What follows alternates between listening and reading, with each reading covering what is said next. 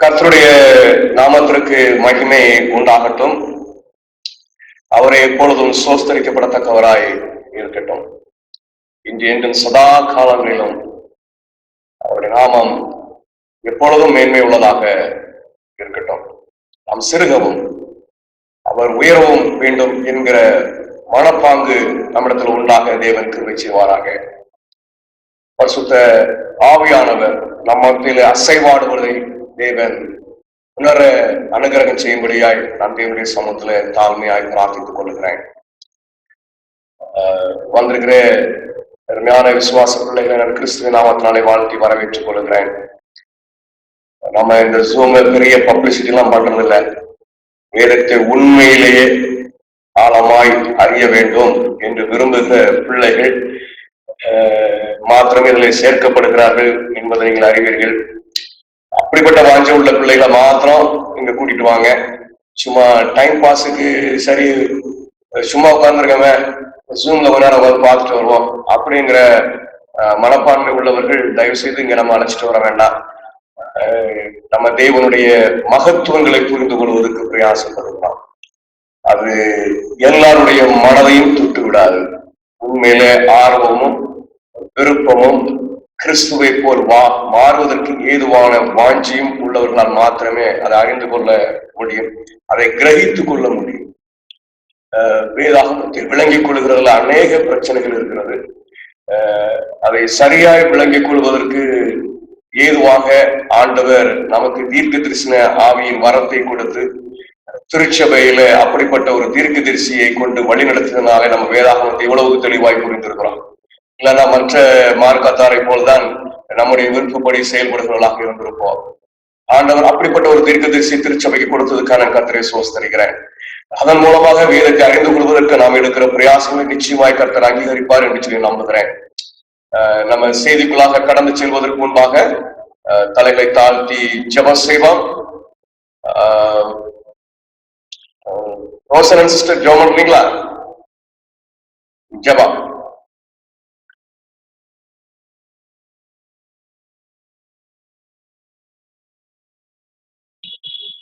ஜெபம். ஒருவரும் கூறக்கூடாத ஒளியில் வாசம் பண்ணுகிறேன் நம்பின் தெய்வமே, அந்த பரிசுத்த ஓய்வு நாளுக்கும் ஆண்டவராகிய தேவனே கர்த்தாவே, இந்த அருமையான இந்த பரிசுத்த ஓய்வு நாள் இந்த கால வேளையிலையும் ஒரு சிலராக நாங்க கூடியப்பா உங்களுடைய வார்த்தைகளை நாங்க பேசுறதுக்கு ஆவலோட நாங்க காத்திருக்கோம் சுவாமி. உங்க மகனுடைய அந்த பிரயாணத்துல நீங்க வாழ்க்கை பண்ணி பத்திரமாக சேர்த்து இப்பவும் தகப்பனே எழும்பி உங்களுடைய வார்த்தைகளை எங்களுக்கு கொடுக்கும்படியாக மகனுக்கு ஜீவன் பலன் தந்ததற்காக நன்றி சுவாமி. அப்ப ராஜா, இப்பொழுதும் இவனே குறித்த நேரத்துக்கு வரா முடியாத இருக்கிற பிள்ளைகள் வரத்தக்கதாக அவங்க மனதுல பேசுங்க. அவங்களுக்கு இதை கொடுங்கப்பா, ஞானத்தை கொடுங்க, கிருபை கொடுங்க. இப்பொழுது எங்களுக்கு சொல்லப்படுற ஒவ்வொரு வார்த்தைகளும் அப்பா அந்த இதை நாங்க புரிந்து கொண்டு அந்த காயினின் பாவம் என்ன, எங்க வாழ்க்கையில என்ன இருக்கிறது என்பதை நாங்க அதை உணர்ந்து அப்பா அதுல இருந்து விடுபடுறதுக்கு எங்களுக்கு ஞானத்தை தாங்க. கிருபை இறங்குங்க. ஆவியானுடைய ஒவ்வொரு கெஞ்சுதலுக்கும் எங்களை நாங்க செவிசாய்த்து அதை எங்க வாழ்க்கையில நாங்க அபியாசிக்க திருப்பி செய்யுங்க. வந்திருக்க பிள்ளைகளை ஆசீர்வதிங்க, பலப்படுத்துங்க. இதை யாவற்றையும் கர்த்தரின் பெருமையாக இயேசு கிறிஸ்துவின் பாதம் பணிந்து கெஞ்சி மன்றாடி கேட்கிறேன் ஜீவனுள்ள பிதாவே, ஆமென். ஸ்கிரீனை ஷேர் பண்ணிக்கிறேன்.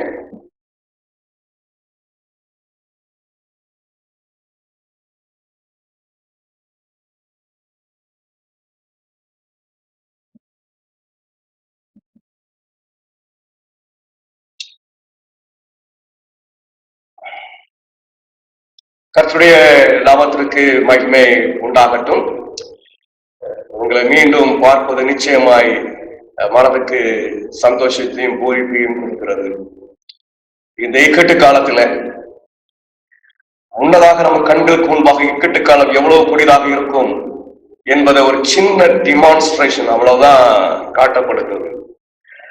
மேபி 1% நாம் பார்க்கிறோம் என்று சொல்லலாம், ஒரு அடையாளத்தை பார்க்கிறோம் என்று சொல்லலாம்.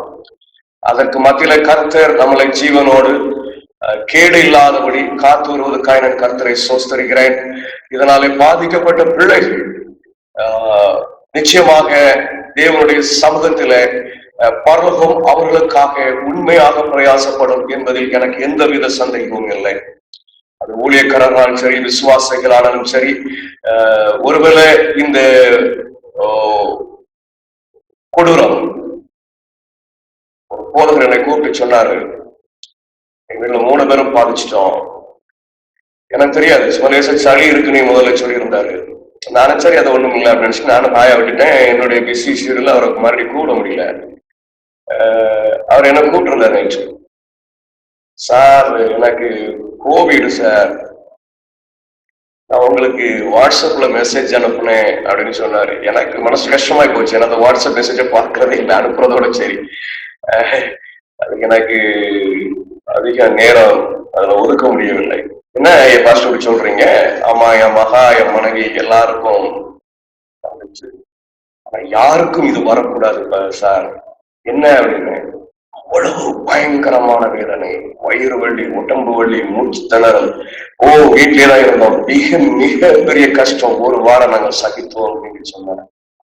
நான் அவர்கிட்ட கொஞ்சம் முதிர்ந்த போத விரும்புவீங்களேன், அவர்கிட்ட நான் சொன்னேன், தேவன் உங்களிடத்தில் உண்மையா இருக்கிறார் என்கிற நம்பிக்கையை மாத்திரம் விட்டு விடாதீர்கள். இது ஏன் எனக்கு வந்தது என்கிற கேள்வி எழுப்பும் பொழுது என் தேவனோடு கூட உறவாடுவதற்கு இன்னும் ஒரு படியை நெருக்கும்படியாய் செய்திருக்கிறார் என்று நினையுங்கள். அவர் எந்த விதத்திலும் உங்களை கைவிடவில்லை. அதுதான் நிச்சயம். பரலோகத்திற்கு நீங்க பார்க்கும் பொழுது கர்த்தர் உங்களிடத்தில் உண்மை உள்ளவராய் இருந்திருக்கிறார் என்பதை நீங்கள் அறிவீர்கள்.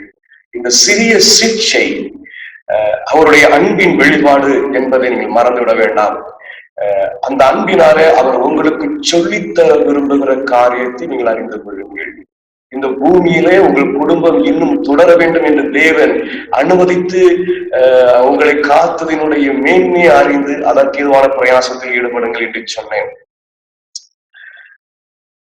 எத்தனையோ மக்கள் பாதிக்கப்படுகிறாங்க. உண்மையான பிள்ளைகள் கடந்து செல்கிறார்கள். விசுவாச வைராக்கியம் உள்ளவர்கள் இது நிமித்தமாக கடந்து செல்கிறார்கள். இவர்கள் எல்லாரிடத்திலும் கர்த்தர் உண்மை உள்ளவராய் இருக்கிறார். அவர்கள் மூலமாய் யாரையாவது ரட்சிப்பதற்கு பிரயாசப்பட்டிருப்பார். இல்ல அவர்களுக்கு கொடுக்கப்பட்ட ஓட்டம் போதும் என்று முடிவை செய்திருப்பார். இதன் அடிப்படையில் எனக்கு அறிஞர்களுடைய பிள்ளைகளே, தேவன் நம்மளை வழிநடத்துகிறார். நம்மை மீண்டும் பார்க்கும்படியாய் கர்த்தர் கிருபை செய்திருக்கிறார். ஒரு வார காலம் எங்கெல்லாமோ போயிட்டு வந்திருப்போம். தேவன் மென்மையாய் வழி நடத்திருக்கிறார். அதற்காக நான் கர்த்தரை சோஸ்தரிக்கிறேன். நிச்சயமாக இன்னும் கர்த்தர் நம் மீது இரக்கம் உள்ளவராகிறது. நாம் அறிந்து கொண்டுகிற உண்மையின்படி நம்முடைய ஜீவியத்தை மாற்றி அவருடைய சமூகத்தை கிட்டிச்சேர செய்வார் என்று சொல்லி நான் கிறிஸ்துவுக்குள் விசுவாசிக்கிறேன். சரி, பாடத்துக்குள்ளாக கடந்து செல்வோம். நிச்சயமாக ஆவியானவர் நமக்கு ஒத்தாசையாக இருப்பார். நம் சிருஷ்டிப்பின் மேன்மையை குறித்து கடந்த சில வாரங்களாக 4 வாரங்களாக படித்தோம். ஒரு அருமையான சிருஷ்டிகரை நாம் பார்த்தோம்.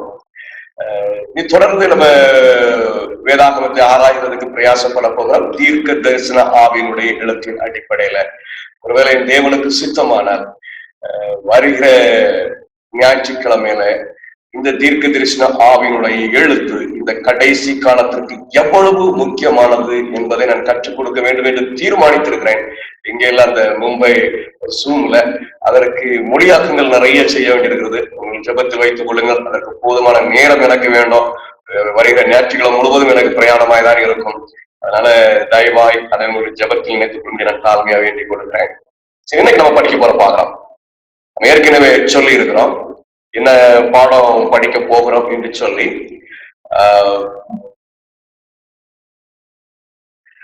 காயினுடைய பாவம், என்ன பாவத்தை குறித்து படிக்க போகிறோம் அப்படின்னு சொன்னா, காயினுடைய பாவம் சாத்தான் பூமியிலே நிலைநிறுத்த போகிற கடைசி பாவம், மிக பெரிய வஞ்சகம்.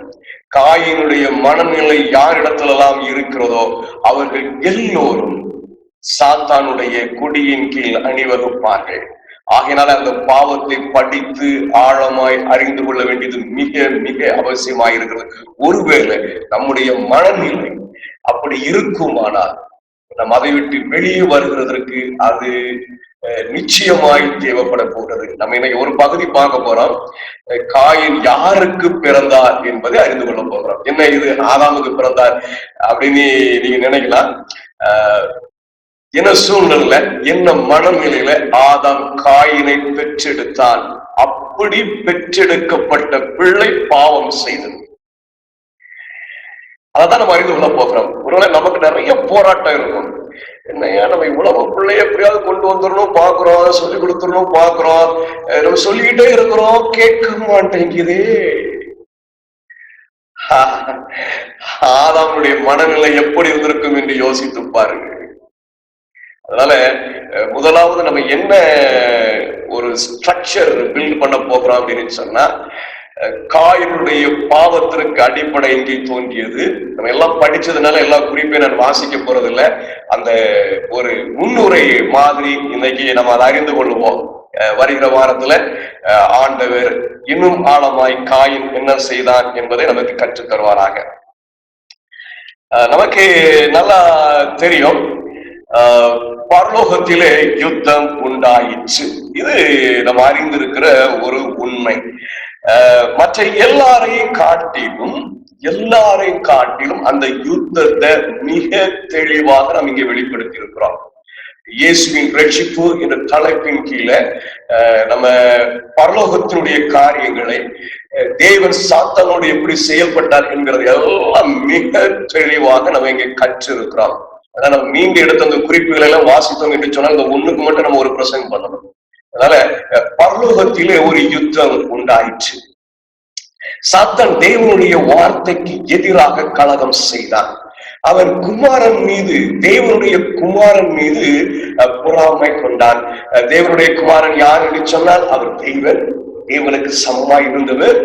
அவரால் சிருஷ்டிக்கப்படுகிற எல்லாருக்கும், அவரால் உண்டாக்கப்படுகிற சகல சிருஷ்டிகளுக்கும் அன்பு என்றால் என்ன என்பதை செயல்முறையில் கற்றுக் கொடுப்பதற்காக தெய்வத்துவம் தன்னுடைய ஸ்தானங்களை மாற்றி அமைத்த பொழுது தேவனுக்கு குமாரனாயிருந்து பிதாவினுடைய திட்டங்கள் எல்லாவற்றையும் நிறைவேற்றுகிற ஒரு செயல்பாடை கற்றுக் கொடுத்து தேவனுக்கு அன்பாய் இருக்க வேண்டும் என்கிற ஒரு போதனையை கற்றுக் கொடுப்பதற்காக தன்னுடைய ஸ்தானத்தை தேவனுடைய குமாரன் என்று எடுத்து கொண்டவர் அந்த ஸ்தானத்தின் மீது பொறாமைப்பட்டார்.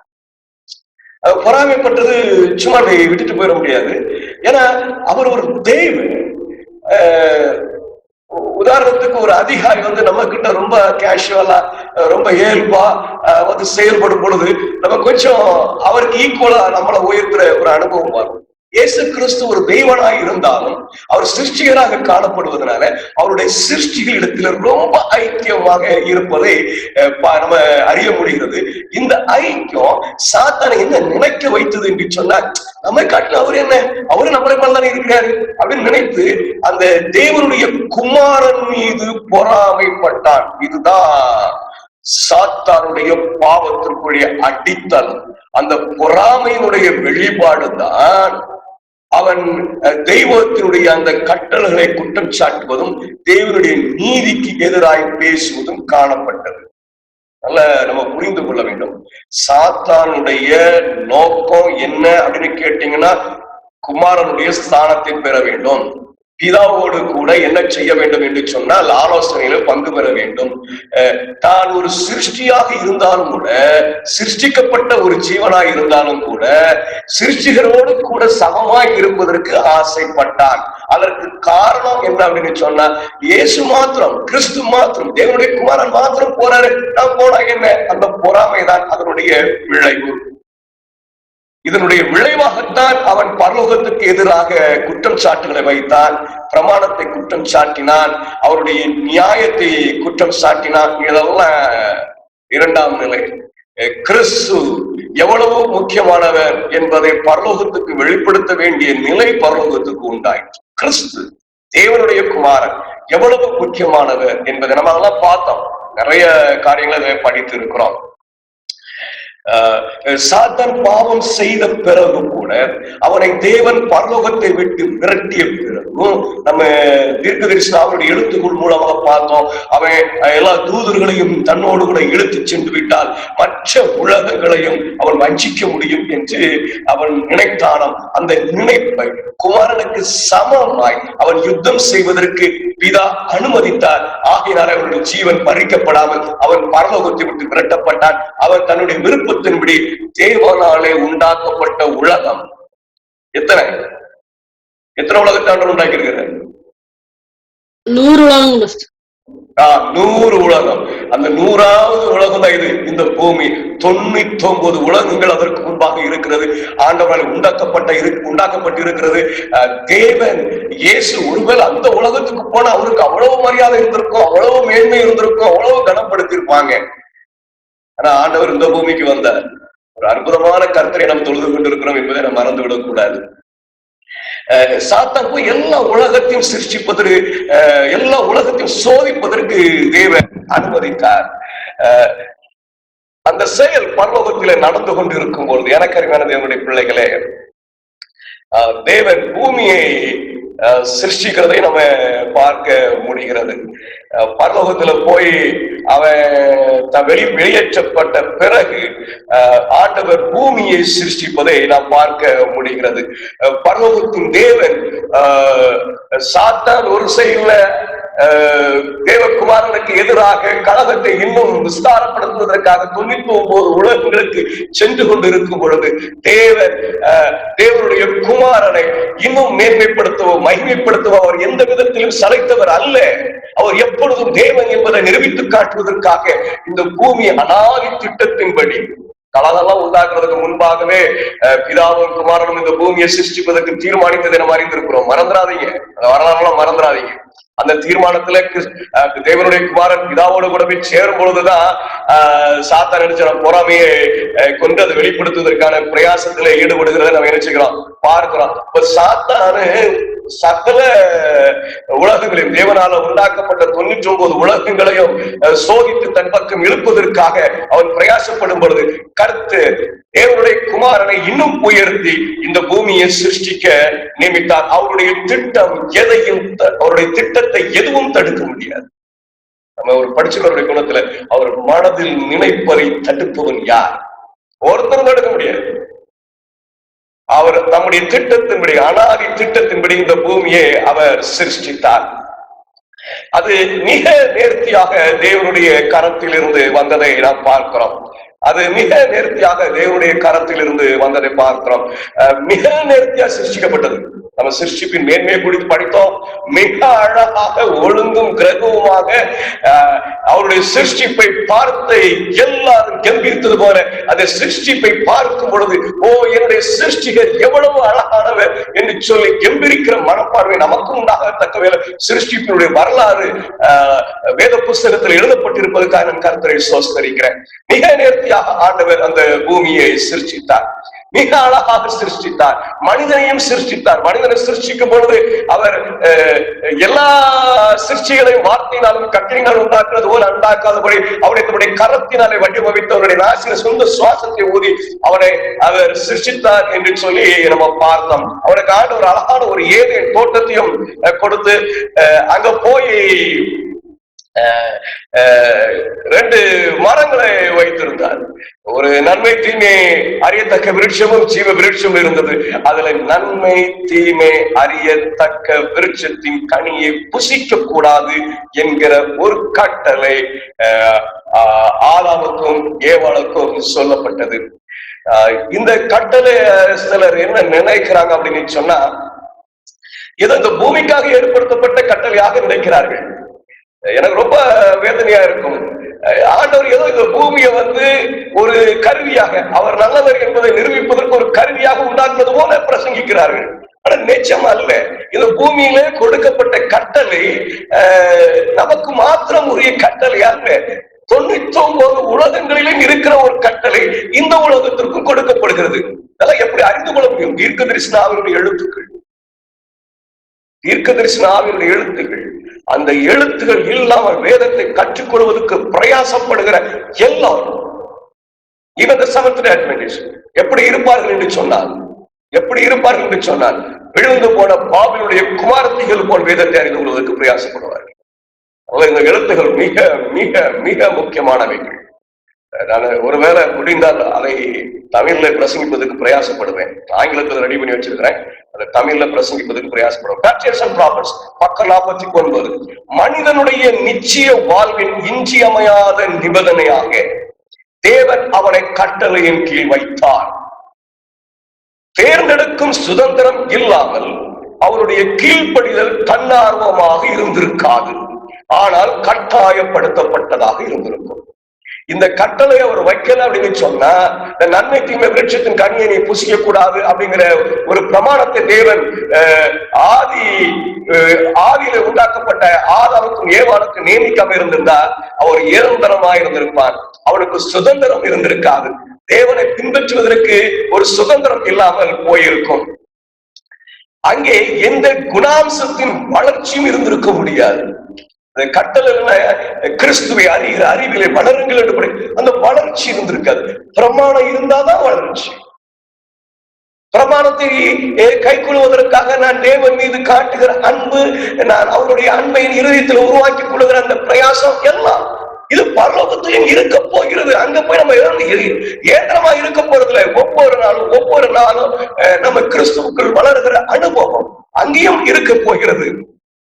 இத்தகைய போக்கு மற்ற உலகங்களின் குடிகளை, நல்லா கவனமா பாருங்க, இத்தகைய போக்கு மற்ற உலகங்களின் குடிகளை கையாள்வதில் தேவனுடைய திட்டத்திற்கு முரணாக இருந்திருக்கும். அதாவது சுதந்திரம் இல்லாம, கட்டளை இல்லாம, பிரமாணம் இல்லாம அவர் செய்திருந்தா மற்ற உலகங்களை கையாடலாம் தெரியுமா, அதற்கு நேர எதிராக இருந்திருக்குமா? மற்ற எல்லா உலகத்திலும் சுதந்திரம் இருக்கிறது. அந்த சுதந்திரம் எப்படி வெளிப்படுகிறது என்று சொன்னால் இந்த பிரமாணத்தின் மூலமாக, நன்மை தீமை அறியத்தக்க விருட்சத்தின் கனியை புசியாது என்கிற பிரமாணத்தின் மூலமாக. சிலர் இந்த பிரமாணம் வேண்டாம் நினைக்கிறாங்க, இந்த கட்டளை ஏன் வச்சுக்கணும்னு நினைக்கிறாங்க. ஐயா, இந்த கட்டளையை வைக்கலாம் அப்படின்னு சொன்னா சுதந்திரவாதி அல்ல, நான் அடிமை. அது மாத்திரமல்ல, ஆண்டவர் அவரால் உண்டாக்கப்பட்டிருக்கிற சகலத்தையும் இந்த சுதந்திரத்துக்குள்ளாக வைத்திருக்கிறார். அதனாலதான் சாத்தான் நினைச்சு கிளர்ச்சி செய்ய முடிஞ்சு. எனக்கு அன்பான தேவனுடைய பிள்ளைகளே, நமக்கு இன்று தனி பிரமாணம் ஏற்படுத்தப்படவில்லை. தேவனுடைய சகல சிருஷ்டிகளுக்கும் உண்டாயிருக்கிற ஒரு பிரமாணத்தை தான் இங்கே ஆண்டவர் நியமித்தர தவிர வேற ஒன்றும் அல்ல என்பதை மனதின் ஆழத்தில் பதித்துக் கொள்ளுங்கள். இது மனிதன் ஒரு புத்திசாலியாக இருப்பதற்கு தகுதியற்றதாக இருந்திருக்கும். மேலும் தேவனுடைய தன்னிச்சையான ஆட்சிக்கு சாத்தானுடைய குற்றச்சாட்டு நீடித்திருக்கும். இந்த சுதந்திரம் இல்லை அப்படின்னு சொன்னா, இந்த ஆதாம் ஏவாளுக்கோ ஆண்டவர் சுதந்திரத்தை கொடுக்காம இருந்தா சாத்தான் சொல்றான் தெரியுமா, இயேசுவின் மீது பொறாமைப்பட்டுட்டு இது பிரமாணத்தை எல்லாம் கை கொள்ள முடியாதுன்னு ஒரு குற்றச்சாட்டை வைக்க பாத்தீங்களா, அது சரின்னு ஆயிருக்கும். ஆண்டவர் நமக்கு என்று பிரமாணத்தை நியமிக்கவில்லை, அவர் சகல உலகங்களுக்கும் உள்ள ஒரு பிரமாணத்தை நமக்கு கொடுத்திருக்கிறார். அந்த பிரமாணம் மாத்திரம்தான் எனக்கு சுதந்திரத்தை தருகிறது. அநேகர் பிரமாணம் வேண்டான்னு சொல்றாங்க, ஒளிந்து போயிட்டுன்னு சொல்றாங்க. ஆனா அதெல்லாம் தப்பு, எனக்கு பிரமாண அவசியம் சொல்லி அநேக வசனங்களை கொண்டு அவர்கள் பேசுவதை பார்க்கிறோம். நம்ம ஒரு தர்க்கத்தை வைக்கிறோம். ஆனா அது எல்லாவற்றுக்கும் மேலாக, அந்த தர்க்கம் எல்லாவற்றுக்கும் மேலாக எனக்கு என் தேவன் தீர்க்கதரிசியின் மூலமாய் சொல்லி கொடுத்திருக்கிறார். ஐயா, இந்த பிரமாணம் உனக்குன்னு உண்டாக்குனது இல்லப்பா, எல்லா லோகத்திலும் இருக்கிற ஒரு பிரமாணம், என்னால சிருஷ்டிக்கப்படுகிற எல்லாருக்கும் கொடுக்கப்படுகிற பிரமாணம், நீ சுதந்திரவாளியாக இருக்க வேண்டும் என்பதற்காக அந்த பிரமாணத்தை கொடுத்திருக்கிறேன். என ஒரு அருமையான கருத்து இல்லைங்களா? நம்மளை அடிமையாய் நடத்த வேண்டும் என்பதற்காக நீ விரும்பி என்னை நேசித்து நான் உனக்கு காட்டுகிற அன்பை நீ புரிந்து கொண்ட அந்த அன்பின் நிமித்தமாக எனவே சேவை செய் என்கிறதுக்காக இந்த பிரமாணம் கொடுக்கப்பட்டிருக்கிறது என்பதை நாம் மனதிலே கொள்ள வேண்டும். பூமி சிருஷ்டிக்கப்பட்டது, மிக அழகாக சிருஷ்டிக்கப்பட்டு இந்த பிரமாணம் பூமி சுதந்திரமாய் இருக்கிறது என்பதை தூதர்களும் மற்ற உலகங்களும் அறிந்தார்கள். நம்மை போலவே ஆண்டவர் அவர்களையும் நியமித்திருக்கிறார், நம்மை போலவே அவர்களுக்கும் சுதந்திரத்தை கொடுத்திருக்கிறார் என்று அறிந்தார்கள். பூமி சிருஷ்டிப்பை பார்த்து பரலோகம் கெம்பீரித்தது. அந்த சிருஷ்டிப்பினுடைய ஒழுங்கை மாத்திரம் பார்த்தல்ல, அந்த சிருஷ்டிப்பினுடைய அழகை மாத்திரம் பார்த்தல்ல, அவர்களைப் போலவே இவர்களையும் சுதந்திரமாய் வைத்திருக்கிறார். சாத்தானுடைய வார்த்தையை பொய்யாக்குவதற்காக தேவன் எங்களெல்லாம் எப்படி சுதந்திரமாய் வைத்திருக்கிறார் இருக்கிறாரோ அப்படிப்பட்ட ஒரு சுதந்திரத்தை இந்த ஆதாமுக்கும் ஏவாளுக்கும் கொடுத்திருக்கிறார். பிரமாணம் பாரமாய் தெரிகிறதா? ஓ, you cannot be in heaven.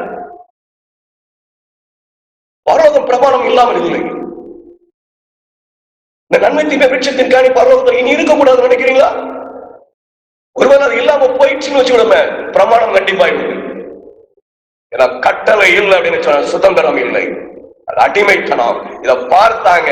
அவர்களை போலவே ஆண்டவர் சுதந்திரத்தை கொடுத்திருக்கிறார். ஒரு ஆர்வம் வந்தது. சாத்தான் 99 உலகத்தையும் சோதிச்சுட்டான்ப்பா. இனிமே நேர போய் யாரைத்தான் சோதிக்கணும்? அவன் யாரைத்தான் சோதிக்க வேண்டும்? சாத்தானை தான், இந்த பூமியை தான் சோதிக்கணும். அதுக்கு முந்தி சில காரியங்கள்லாம் நடக்கிறது. சாத்தான் 99 உலகத்தையும் போய் சோதித்து பார்த்தான். சோதித்து பார்த்தான். அந்த சரித்திரம் நம்ம படிச்சிருக்கிறோம், குறிப்புகளோட கதை சொல்லல. அந்த குறிப்புகள் எல்லாம் நம்ம படிச்சிருப்பதுனால நான் என்ன செய்யறேன் அப்படின்னு சொன்னா அதை இங்க சாராம்சமாக சொல்லுகிறேன். எல்லா உலகத்தையும் போய் சோதித்து பார்த்தான். அவனுக்கு ஒன்னும் முடியல. உடனே வந்து தூதர்கள் உள்ளேயும் வெளியும் போயிட்டு பார்த்து ஒரு தூதர்கள் சொல்லி, நான் குமாரனிடத்துல பேச வேண்டும், நான் அவரிடத்துல எனக்கு பேசுறதுக்கு ஒரு வாய்ப்பை பெற்றுக் கொடுங்க சொல்லி அந்த பேசுறதுக்குரிய வாய்ப்பு அவனுக்கு கொடுக்கப்படுகிறது. அவன் தேவனுடைய குமாரனை சந்திக்கிறான். நான் தப்பு செஞ்சிட்டேன், நான் பரலோகத்துல முந்தி இருந்த இடத்த நீ கொடுத்தாலும் சரி இல்லாட்டாலும் சரி என்னை மறுபடியும் பரலோகத்துல சேர்த்துக்கிடுங்க. உண்மையை சொல்லலாம், ஆண்டவர் மறுபடியும் சாத்தானை சோதிப்பதற்கு தீர்மானித்தார். ஐயா, பாவம் செய்தவன் உணரும் பொழுது உடனே ஆண்டவர் அவனை பரலோகத்துக்கு கூட்டு போறதில்லை. அவனை சோதிக்கிறார், அவனை அறிகிறார். மறந்துடக்கூடாது. அதேதான் சாத்தானுக்கு செய்த அதே பிரின்சிபல் தான். ஆண்டவர் அவனுக்கு பெருமையற்ற சோதிக்கணும்னு சொல்லல. அவர் என்ன சொன்னார்? ரொம்ப தூரம் போயிட்டாப்பா, பிதாவிடத்தில் இனி நீ வருகிறதுக்கு இடம் இல்லை. சாத்தா என்ன செஞ்சிருக்கணும்? உண்மையான மனமாற்றமா இருந்தா அப்ப என்னை அழித்து போடும், நான் ஏன் இந்த கலகத்தை செய்ய மாட்டேன், என் ஜீவனை எடுத்து விடும். இது எவ்வளவு பயங்கரமானது என்பதை நான் அறிந்திருக்கிறேன். உங்களுடைய அன்பை விட்டு விலகி போவது எவ்வளவு கொடுமையானது என்பதை அறிந்திருக்கணும். பாத்திரம் விழுந்திருக்கணும், என்னை கொண்டு போட்டுருங்க, நான் வேற எங்க போறது. நாம அப்படி செய்யல. வந்தான், வாசலிலே உட்கார்ந்தான். உள்ள போற வாரத்து தூதர்கள் எல்லாம் கேலியும் கிண்டலும் செய்தான். எனக்கு அருமையான என்னுடைய பிள்ளைகளை, அவன் நினைத்தானா அவனுக்கு கொடுக்கப்பட்டிருக்கிற கடைசி வாய்ப்பு இந்த பூமியை அழிக்க வேண்டும் என்பது. வேற வழியே இல்லை, இந்த பூமி மாத்திரமே இருக்கிறது, எப்படியாவது வஞ்சிக்க வேண்டும் என்று அவன் தீர்மானித்தானாம். அவன் அந்த தோல்வி கண்டு மிகவும் நட்டிக்கினானாம். அதெல்லாம் எழுதுறாங்க, பயன்தான் எழுதுறாங்க. ஆனா அவர் ஆண்டவருடைய சமூகத்தை தேடுவதற்கு பதிலாக எப்படியாவது தன்னை நிலைநிறுத்துவதற்கு வழியை தேடுவதற்கு அவன் தீர்மானித்தான். ஆனால் எனக்கு அருமையான என்னுடைய பிள்ளைகளை, அவன் பூமிக்கு வருவதற்கு நானே போறேன்டான், வேற தூதர்கள் எல்லாம் வேண்டாம், நான் போறேன் அப்படின்னு சொல்லிட்டு என்ன செஞ்சிருப்பான் அப்படின்னு நான் பார்க்கும் பொழுது அவனோட நேரம் வந்து சோதிச்சிருக்க மாட்டான். பிகாஸ் அவனுக்கு, ஏனென்றால் அவனுக்கு அதுதான் கடைசி வாய்ப்பு என்பது நன்றாக தெரியும்.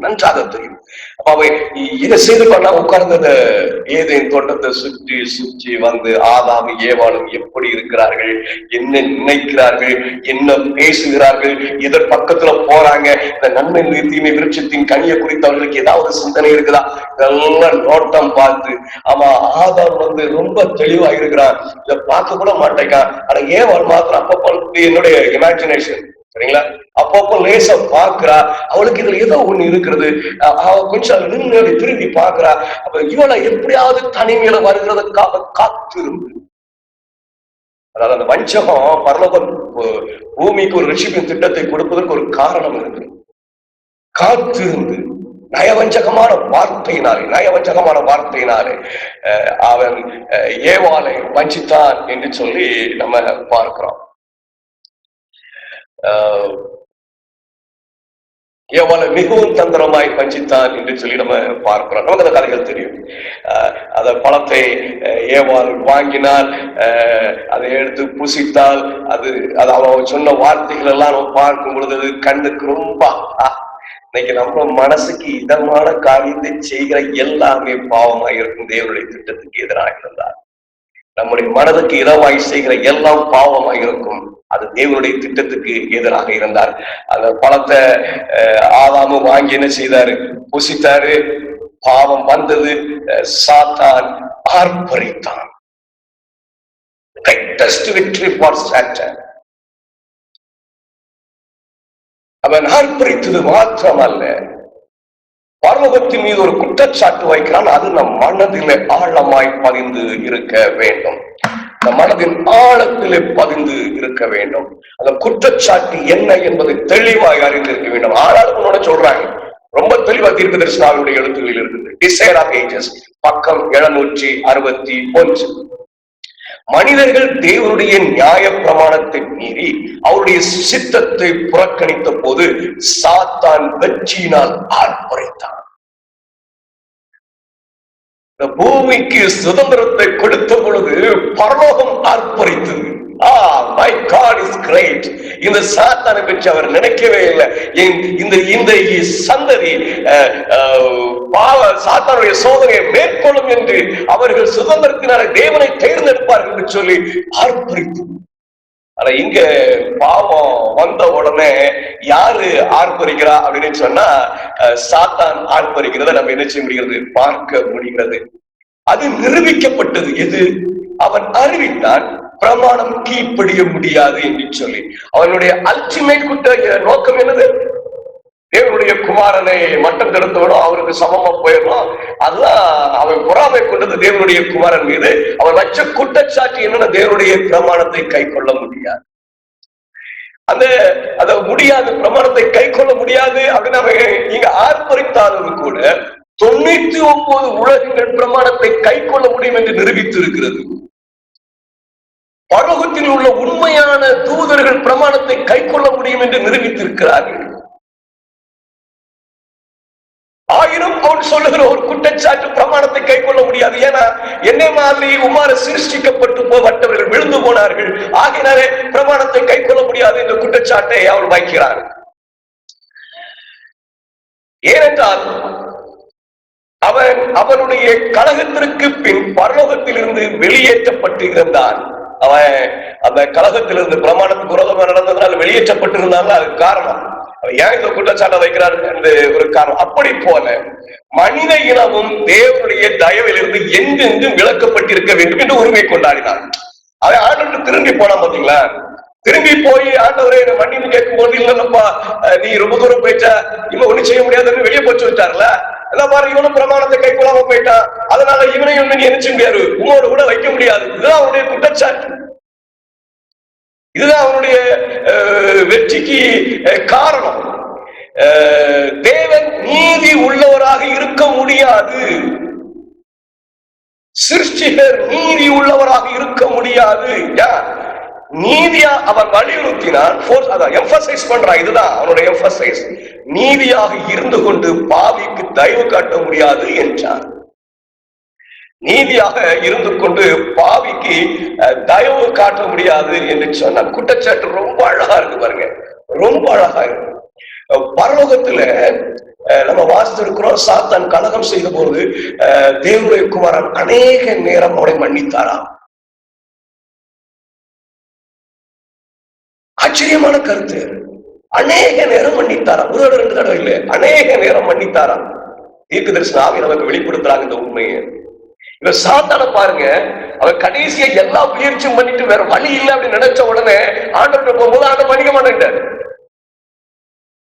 உடனே அந்த இதை எடுத்துக்கிறான்.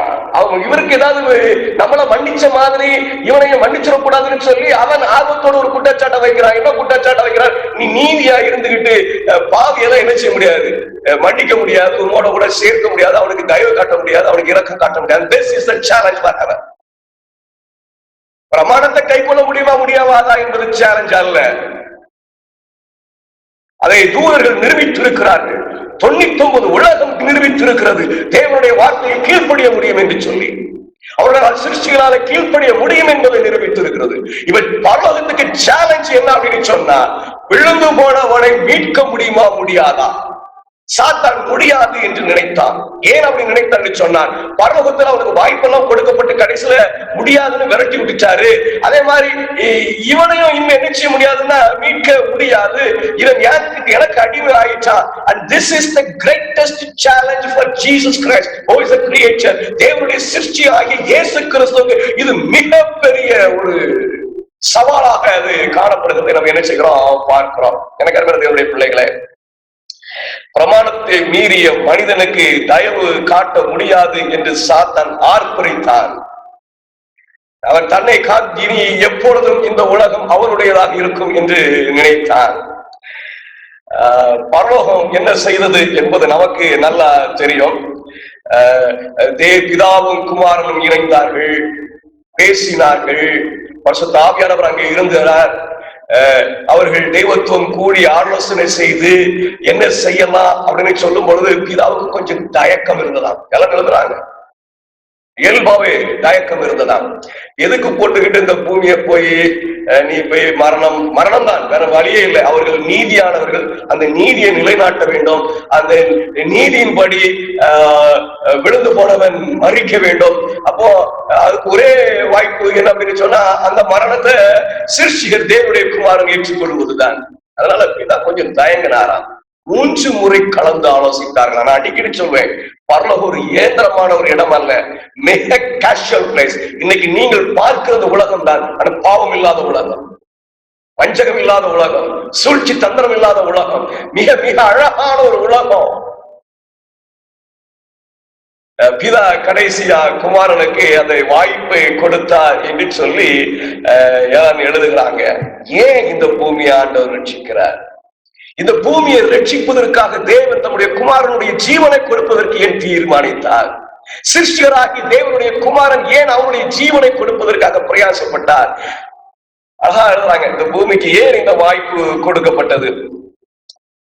பக்கம் கரெக்டா தெரியல, அதுல இருந்து காப்பி பண்ண போட்ட பக்கமே இருக்குதா இல்ல பக்கம் 261. ஆனால் ஒரு பாவியாக கூட மனிதன் சாத்தான் நிலையிலிருந்து வேறுபட்ட நிலையில் இருந்தானா? நல்லா புரிஞ்சுக்கணும். சாத்தானை மாதிரி ஒரு பாவி இல்லையா, கொஞ்சம் வேறுபட்டு இருக்கிறானா? என்ன வேறுபாடு? பரலோகத்தில் லூசிபர் தேவனுடைய மகிமையின் வெளிச்சத்தில் பாவம் செய்திருந்தான். அவன் என்ன தேவனுடைய சமூகத்தில் இருந்து கொண்டு அந்த மகிமையை நேரடியாய் பார்த்து அனுபவித்து பாவம் செய்தான். தேவனுடைய அன்பின் வெளிப்பாடு அவனுக்கு வழங்கப்பட்டது போல வேறு எந்த சிருஷ்டிக்கும் வழங்கப்படவில்லை. ஆனால் எவன் இப்பொழுதுதான் சிருஷ்டிக்கப்பட்டிருக்கிறார்கள், அவர்கள் இனி வளர வேண்டும். அவர்கள் பிரமாணத்தை கீழ்ப்படிவதற்கு தேவனுடைய அன்பை அறிந்து அறிந்து அறிந்து சுதந்திரமாய் இந்த பிரமாணத்தை கீழ்ப்படிந்து தேவனுடைய அன்பை முழுமையாக ருசிப்பதற்கு வளர வேண்டும். சாத்தானை மாதிரி இவர்கள் அந்த அன்பை அனுபவிப்பதற்கு, தேவனுடைய அன்பை அனுபவிப்பதற்கு வாய்ப்பு நிச்சயப்படவில்லை, கொடுக்கப்படவில்லை. அதற்கு வாய்ப்பு இல்லை. அதற்கு புதிய பேர் என்ன பண்றான்? வேற எந்த சிருஷ்டிக்கும் வழங்கப்படவில்லை. தேவனுடைய குணத்தை புரிந்து கொண்டு அவருடைய நற்குணத்தை அறிந்து சாத்தான் தன் சுயநலமான சுயாதீனமான விருப்பத்தை பின்பற்ற தீர்மானித்தான். எல்லாம் தெளிவா புரிஞ்சு ஆண்டவர் எவ்வளவு அன்புள்ளவர், சிருஷ்டிகளிடத்துல எவ்வளவு அன்பா இருக்கிறார், அவர் ஒருத்தரை கூட அடிமையா வைப்பதில்லை, இதெல்லாம் தெளிவா புரிஞ்சு அவன் என்ன செய்தான்னு சொன்னால் தேவனுக்கு எதிராக செயல்படுவதற்கு தீர்மானித்தான். இந்த தேர்வு இறுதியானது. எல்லாருக்கும் கொடுக்கப்படும் ஆண்டவருடைய அன்பை ருசிப்பதற்கு தீர்மானிப்பதற்கு வாய்ப்பு கொடுக்கப்படும் தீர்மானம். That is most important. அடிக்கடி சொல்வேன், நம் மனதிலே உண்டாக்குற அந்த தீர்மானம் தான் என்னை பரலோகத்துக்குரியவனா இல்ல நரகத்துக்குரியவனாய் தீர்க்க போகிறது. நான் தீர்மானித்து விட்டால் எனக்கு கிரியைகளை கீழ்ப்படிதலை நடத்துவதற்கு ஏதுவான வழிகளை பரலோகம் முழுவதும் சேர்ந்து செயல்படும். அவனை காப்பாற்ற தேவன் செய்யக்கூடிய எதுவும் இல்லை. அவனுக்கு போதுமான அறிவு கொடுக்கப்பட்டிருக்கிறது, தேவனுடைய அன்பு முழுமையாய் வெளிப்படுத்தப்பட்டிருக்கிறது. அதெல்லாம் புரிஞ்சுக்கிட்டு அவன் கலகம் செய்ததுனால தேவனிடத்துல எதுவும் செய்கிறதுக்கு இல்லை. ஆயும் நான் அடிக்கடி சொல்லுவேன், என் சாத்தானுடைய ஜீவனம் என் இயேசுக்கு முக்கியமானது. சாத்தானை பல முறை பரலோகத்தில் மன்னித்தார், இறுதியாகவும் மன்னிப்பதற்கு ஆசைப்பட்டார். அவன் அவனுடைய பாதப்படியில, ஆண்டவரே நான் செத்தா சாகிறேன், நான் செய்தது தப்பு, உம்முடைய விருப்பம், என்னை வைக்கணும் வைங்க, அழிக்கணும் அழிக்கணும் விழுந்திருந்தா லூசிபர் பரலோகத்தில் நிகழ்ந்து கொண்டிருப்பார். அவன் சகல லோகத்திற்கும் ஒரு அடையாளமாக இருந்திருப்பான். தேவனுடைய அன்பை வெளிப்படுத்துகிறவனாக இருந்திருப்பான். அவன் நித்தியத்திற்கும் தேவனுக்கு விரோதமாய் போகிற கலகம் எவ்வளவு கொடுமையானது என்பதை வெளிப்படுத்தி இருப்பான். அவன் சாட்சியாக சொல்லி இருப்பான். தேவ அன்பு இன்னும் பிரஸ்தாவப்பட்டிருக்கும். ஆனா அவன் கலகம் செய்துட்டான். இனி அவனுக்கு இடம் இல்லை. ஆனால் மனிதன் வஞ்சிக்கப்பட்டான். சாத்தானின் சாதுரியமான போலி வாதத்தால் அவன் மனம் இருளடைந்தது. தேவனுடைய அன்பின் உயரத்தையும் ஆழத்தையும் அவன் அறியவில்லை. அவனுக்கு தேவ அன்பின் அறிவில் ஒரு நம்பிக்கை இருந்தது. அவருடைய குணத்தை பற்றிக் கொள்வதன் மூலம் அவன் தேவனிடத்தில் திரும்ப கொண்டு வரப்படலாம். இயேசு தேவனுடைய கிருபை. நல்ல புரியுதுங்களா? மனிதனுக்கு ஒரு வாய்ப்பு இருக்குது அவர்கள். ஏன் அப்படின்னு சொன்னா, அவன் தேவனை குறித்து முழுமையாய் அறிகிறதுக்கு முன்பாக ஏமாற்று வார்த்தையினால வஞ்சிக்கப்பட்டுட்டான். எச்சரிக்கப்பட்டார்கள். ஆனாலும் ஆண்டவருடைய அன்பை அவர்கள் முழுமையாய் அறிந்திருக்கவில்லை. எனக்கு தேவனுடைய பிள்ளைகளே, உண்மையா தேவனுடைய அன்பை அறியாமல் இருக்கிறவர்களுக்கு மட்டும்தான் ஆண்டவர் வாய்ப்பை கொடுக்கிறார். ஆண்டவரை முழுமையாய் அறிந்து கொண்டு மீறுகிறவனுடைய நாட்கள் மிக விரைவாக கீழே கொண்டு வரப்படும். ஆண்டவருடைய அன்பை அறிகிற பிள்ளைகள் இனி எப்படி பாவம் செய்ய முடியும்? ஒன்னே ஒண்ணு சொல்ற ஒரு தீர்மானம் தானே எடுக்க சொல்றாருங்க. அந்த தீர்மானத்தை எடுத்துட்டா மீறி அவர் பார்த்துக்கிடுவேங்கிறாரு. அதனால ஆண்டவர் அவருடைய பிள்ளைகளுக்கு வாய்ப்பு கொடுத்திருக்கிற இந்த பூமியில, இந்த பூமியை ரட்சிப்பதற்காக இன்னொரு வாய்ப்பு ஏன் கொடுக்கப்பட்டிருக்கிறது என்று சொன்னார். தேவனுடைய அன்பை முழுமையாக அறியவில்லை. அந்த அன்பை தேவன் நமக்கு வெளிப்படுத்தி இருக்கிறார். இந்த அன்பை புரிந்து கொண்டு நடக்கிற பிள்ளைகளை தேவன் பரலோகத்துக்கு அழைத்து செல்வார். கேட்காதீங்க கேள்வி. அப்படிலாம் இருக்கிறாங்க, தெரியாம இருக்கிறாங்க, இதை என்ன செய்யுங்க, அதெல்லாம் எனக்கு வேலை இல்லை. அது நியாயத்திற்கு அவருடைய. இவ்வளவு நாள் தெரியாமே இருந்து மறைச்சிட்டா அது எனக்கு தெரியாதுங்க. ஆனா எனக்கு ஒண்ணு சொல்ல தெரியும், அவருடைய அன்பை அறிந்து பாவத்தை மேற்கொள்ளாத எவனும் தேவனுடைய ராஜ்யத்தில் போக முடியும். இதுதான் சத்தியம். இதுதான் சத்தியம். அறியாமே இருந்து போயிடலாம். அப்போ காட்டுல போய் ஓடி போய் உட்கார்ந்து வேண்டியதான். ஒண்ணுமே தெரியாம உட்காந்து வரலாம் போயிடலாம்ல. Not that way. God is going to judge his people faithfully. அவருடைய பிள்ளைகளை உண்மை உள்ளவராயிருந்து நியாயந்திருப்பாங்க. நியாயந்திருக்குள்ள போகவே கூடாது. அவர் எதை செய்தாலும் உண்மை உள்ளது. ஆனா சத்தியம் என்ன அப்படின்னு சொன்னா, என் பிரயாசம் என்னன்னு சொன்னா, என் ஓட்டம் என்ன என்றால், எனக்கு அறிவன் தேவனுடைய பிள்ளைகளை தேவனுடைய அன்பை ருசித்து அவருடைய அன்பை இருதயத்தில் கிரகித்து அவரை போல மாறுகிறது உண்டுதான். ஆனால் கிருபை நீதியை ஒதுக்கி வைக்காது. ஆண்டவர் இந்த மனிதனுக்கு ஒரு ரட்சிப்பின் திட்டத்தை வெளிப்படுத்துவதற்கு தீர்மானித்தாரு. அதற்காக கிருபையை ஒதுக்கிற முடியும், பிரமாணத்தை மாற்றிட முடியாது. He cannot change the law. அந்த நீதியை ஒதுக்கி வைக்க முடியாது. இன்னைக்கு அனைவரும் பிரசங்கிக்கிறாங்க, நம்ம பிள்ளைகளோட என்ன எதிர்பார்க்கிறாங்க அப்படின்னு சொன்னா, கிரியைகள் எல்லாம் தேவன் நடத்தி விடுவார், நாம் விசுவாசித்தால் போதும் பரலோகம் போயிடலாம் அப்படின்னு சொல்லி. No, he cannot remove the justice from him. அவர் பிரமாணத்தை அவருக்கு நீக்க முடியாது, அவருடைய நீதியை நீக்க முடியாது. மீறினவன் மறிக்கவே வேண்டும். பிரமாணம் தேவனுடைய குணத்தின் பண்புகளை வெளிப்படுத்துகிறது.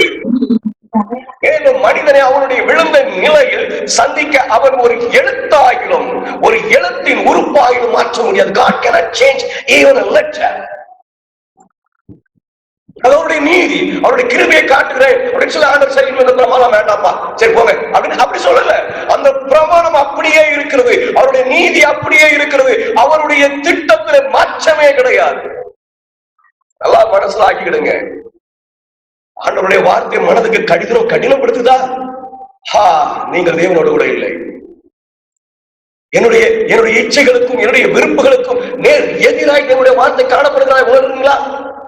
ஐயோ இது எப்படி இது இப்படி இருக்க முடியாது, இதை நான் ஏற்றுக்கொள்ள முடியாது, இந்த வசனம் அப்படி சொல்லுது, இந்த வசனம் இப்படி சொல்லுதுன்னு தர்க்கிக்க விரும்புகிறீங்களா? இன்ஃபேக்ட் வருகிற வாரத்தில் நம்ம பார்ப்போம், அது காயுடைய பாவம் என்று சொல்லி. பிரமாணம், the commandment is most important from the sight of God. தேவனுடைய பார்வையில் மிக மிக முக்கியமானது அந்த பிரமாணத்தினுடைய கொள்கைதான். அவருடைய அன்பு அதனுடைய இருதயத்தில் கிரகிக்கப்பட வேண்டும். அந்த அன்பை உணர்ந்தவனாக தேவனுடைய வாழ்க்கை காண்பிக்க முடியும். அந்த வாய்ப்பு இந்த பூமிக்கு ஆண்டவர் கொடுத்திருக்கிறார். அவர் எந்த பிரமாணத்தையும் மாற்றலைங்க, அப்படியே இருக்கிறது. தேவன் தம்முடைய நியாய பிரமாணத்தை மாற்றவில்லை. ஆனால் அவர் மனிதன் மீட்புக்காக கிறிஸ்துவில் தம்மையே தியாகம் செய்தார். அந்த பிரமாணம் கேட்கிற கோரிக்கையே, அவரால் ஏற்படுத்தப்பட்ட பிரமாணம், இதை மீறுகிறவன் நம்மோடு கூட இருக்கக்கூடாது என்பது அவருடைய பிரமாணம். அந்த கோரிக்கையை நிறைவேற்றுவதற்காக அவர் கல்வாரியில ஜீவனை கொடுத்தார். வாக்குத்தத்தம் இதன் அடிப்படையில நமக்கு சொல்லப்பட்டது. ஆதியாகமம் 3ஆம் அதிகாரம் 15வது வாக்கியத்துல அது இருக்கிறது. நம்ம ரொம்ப தெளிவா பகை உண்டாக்க பகை இல்லை, ரொம்ப தெளிவா நம்ம படிச்சிருக்கிறோம். தேவனுடைய கிருபை என்பதை தெளிவாய் நம்ம அறிந்திருக்கிறோம். ரீட்டா ஆனந்திங்கிறவங்களோட மைக் ஆன்ல இருக்கனால அவங்க சவுண்ட் கேக்குது. சரி, அவங்க ஆஃப் பண்ணிட்டாங்க. தேங்க்யூ. அந்த அந்த அந்த கிருபையினால பிரமாணத்தை மாற்றல, கிருபையை கொண்டு பிரமாணத்தை நிறைவேற்றி இந்த பூமியை ரட்சிப்பதற்கு தேவன் தீர்மானித்தார். அருமையான ஒரு தேவனை ஆராதிக்கிறீர்கள் என்பதை நீங்கள் மறந்து விடக் கூடாது. ஆதியாகமம் 3:15, உனக்கும் ஸ்திரீக்கும் உன் வித்துக்கும் அவள் வித்துக்கும் பகையை உண்டாக்குவேன், அவள் உன் தலையை நசுக்குவார், நீ அவர் புதிங்காலை நசுக்குவாய் என்றார். இந்த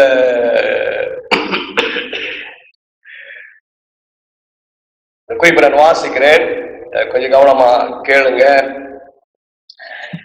தேவன் எப்படி நம்மளை மீட்க தீர்மானித்தார், பூமியை அவர் மீட்கிறதுக்கு தீர்மானித்தார். அந்த மீட்புல அவர் நிறைவேற்றுகிற சிறிய காரியங்கள் இருக்கிறது.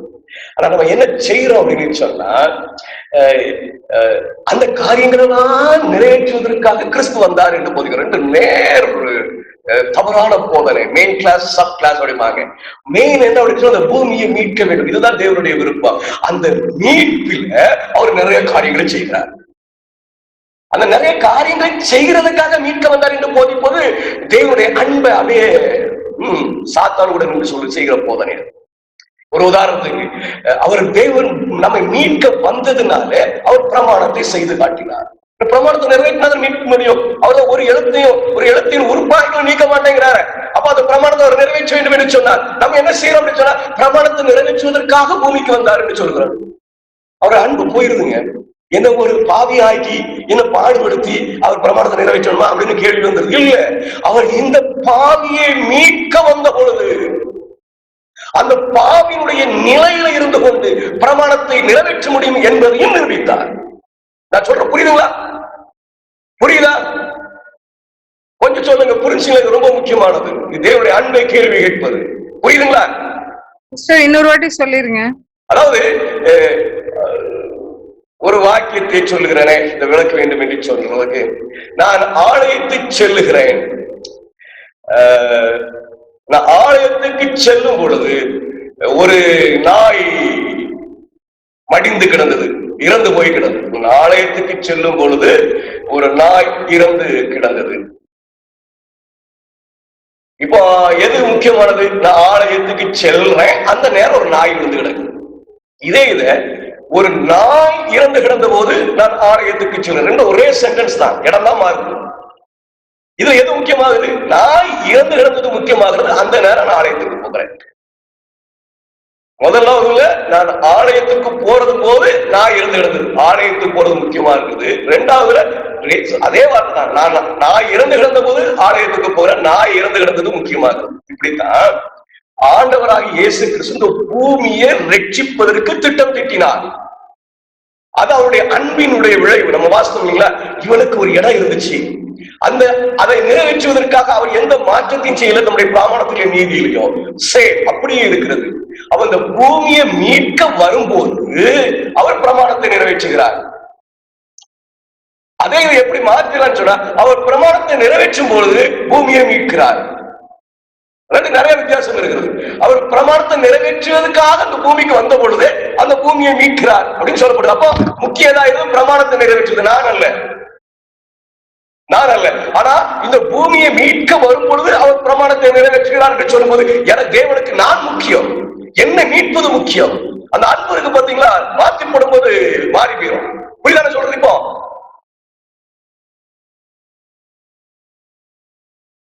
புரியுதுங்களா? இன்னும் புரியலன்னு சொல்லுங்க, இன்னும் புரியலன்னு சொல்லுங்க. யாரு கேட்டது? சசிகலா சிஸ்டர் புரியுதுங்களா? யாரு கேட்டீங்க? கோகிலாங்க. கேட்டீங்க, புரியுதாமா? புரியுதுங்க. சும்மா சொல்ல வேண்டாம். புரியுதா? புரியுதா? இல்ல. இப்ப நான் சொல்றேன்.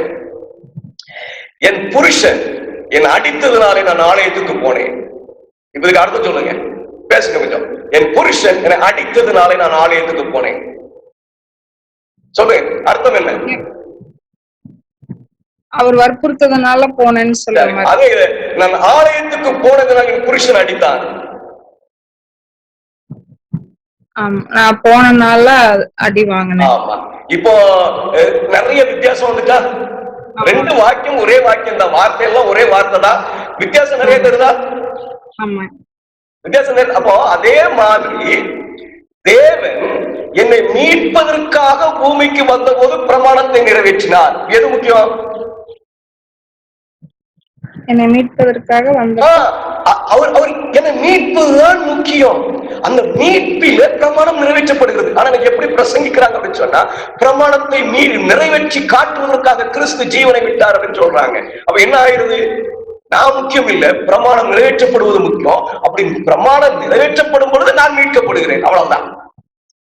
என்ன ஆட்டம் முக்கியமா வைக்கல, பிரமாணத்தை நிரூபித்து காட்டணும், சாத்தானுக்கு நிரூபித்து காட்டணும். அதனாலதான் வந்தார். புரியுதா? ஆபத்து புரியுதா? இப்ப புரியுது. சிலர் சொல்லுவாங்க தேவன் அவர் எப்படி வேணாலும் செயல்படலான்னு. நம்ம அப்படியே படிச்சுக்கோ, நம்ம தேவனை எப்படி வேணாலும் செயல்படுவாரா? நீதியாதான் செயல்படும். அவர் எப்படி வேணாலும் செயல்படுகிறவர் சொன்னா ஜீவனை கொடுக்க வந்தே இருக்க வேண்டாங்க. பிரமாணத்துக்கு தூரம் போட்டு ரைட் ஓகேப்பா போங்கப்பா அப்படி விட்டு இருந்திருக்கலாம். அவர் அப்படியே இல்லை. அப்போ இதை ரொம்ப கவனமா மனசுல ஆழமா வச்சுக்கிடுங்க. ஐயோ, என்னை மீட்பதற்காகவே வருகிறார், அவ்வளவுதான். நிறைய காரியங்கள் எடுக்கப்படுகிறது. நிறைய காரியங்கள் சாதாரணமான இந்த திட்டத்தின் மூலமாக தேவன் நித்திய மீட்பை உண்டாக்குகிறார். இனி பாவம் கிடையாது, இனி பாவம் கிடையாது. நான் வாசிக்கிறேன், கவனமா கேளுங்க. சயின்ஸ் ஆஃப் டைம்ஸ் ஜூலை 12 1899 10:2. கிறிஸ்து மனித இனத்தின் சார்பில் தண்டனையை சுமக்க வேண்டும் என்ற மீட்பின் உடன்படிக்கையின் நிலைமைகளை பரலோக பிரபஞ்சம் பார்க்கும்படியான ஒளிகள் அது இருந்தது. எல்லாரும் பார்க்கும்படி செய்யறாரு. ஏன்னா இந்த மீட்பு, இந்த பூமியை மீட்கிற அந்த மீட்பு இருக்கு பாத்தீங்களா. அவன் சொன்னா சாத்தான் தேவனால கிருபையா இருந்து கொண்டு நீதியெல்லாம் நிறைவேற்ற முடியாது. அந்த கிருபையா இருந்து கொண்டு நீதியை நிறைவேற்றுகிற ஒரு மீட்பு இருக்கு பாத்தீங்களா. அந்த மீட்பை எல்லாரும் பார்க்கும்படி செஞ்சார். ஏன் சொன்னா அது ஒரு நித்திய மீட்பாக இருக்க வேண்டும் என்பதற்காக. இந்த இனம் அழிக்கப்பட்டு இன்னொரு சிருஷ்டிப்பு பூமியை ஜனங்களால் நிறைத்தாலும், இதெல்லாம் நீக்கிட்டு பூமியை ஆண்டவர் ஜனங்களால் நிறைத்தாலும் நீதியின் சிங்காசனம் நித்தியத்திற்கும் மற்றும் எங்கென்றும் பாதுகாப்பாக உருவாக்கப்பட வேண்டும். இனி இப்படி ஒரு கலகம் வந்துடக்கூடாது, இப்படி ஒரு பிரச்சனை வந்துடக்கூடாது. அப்படிப்பட்ட ஒரு நிலையில் இந்த பூமியை நான் மீட்க வேண்டும். அதனால எல்லாரும் பார்க்க முடியாத செய்யப்படுகிறது. இப்ப புரியுதான சொல்றது? எல்லாரும் பார்க்க முடியாது. நமது பூமியை ஒரு பாட புஸ்தகமா இருந்துச்சு சொல்லுவாங்க. ஏன் அப்படின்னு சொன்னா, இந்த பூமியை அவர் மீட்கும் பொழுது, அவர் கிருபையை காட்டும் பொழுது, ஒரு விழுந்து போனவரை ரட்சிப்பதற்கு அவர் செய்ய போற செயல்களை பார்க்கும் பொழுது, இவ்வளவு அன்பா, இந்த தீமையில இவ்வளவு கேடா, தேவகுமாரனுடைய ஜீவனை எடுக்கிறதா இருந்துச்சோ எல்லாரும் பார்க்க முடியாது இருந்துச்சுதான் செய்யப்பட்டதா. இந்த இனம் அழிக்கப்பட்டு இன்னொரு சிருஷ்டி பூமியை ஜனங்களால் நிறைத்தாலும் நீதியின் சிங்காசனம் நித்தியத்திற்கும் மற்றும் என்றென்றும் பாதுகாப்பாக உருவாக்கப்பட வேண்டும். கிறிஸ்து செய்யவிருந்த தியாகத்தால் எல்லா சந்தேகமும் என்றென்று தீர்க்கப்பட வேண்டும். இந்த விழுந்த உடனே ஒரு சந்தேகம் வந்துடும், பரலோகம் ஒரு அதிர்வு.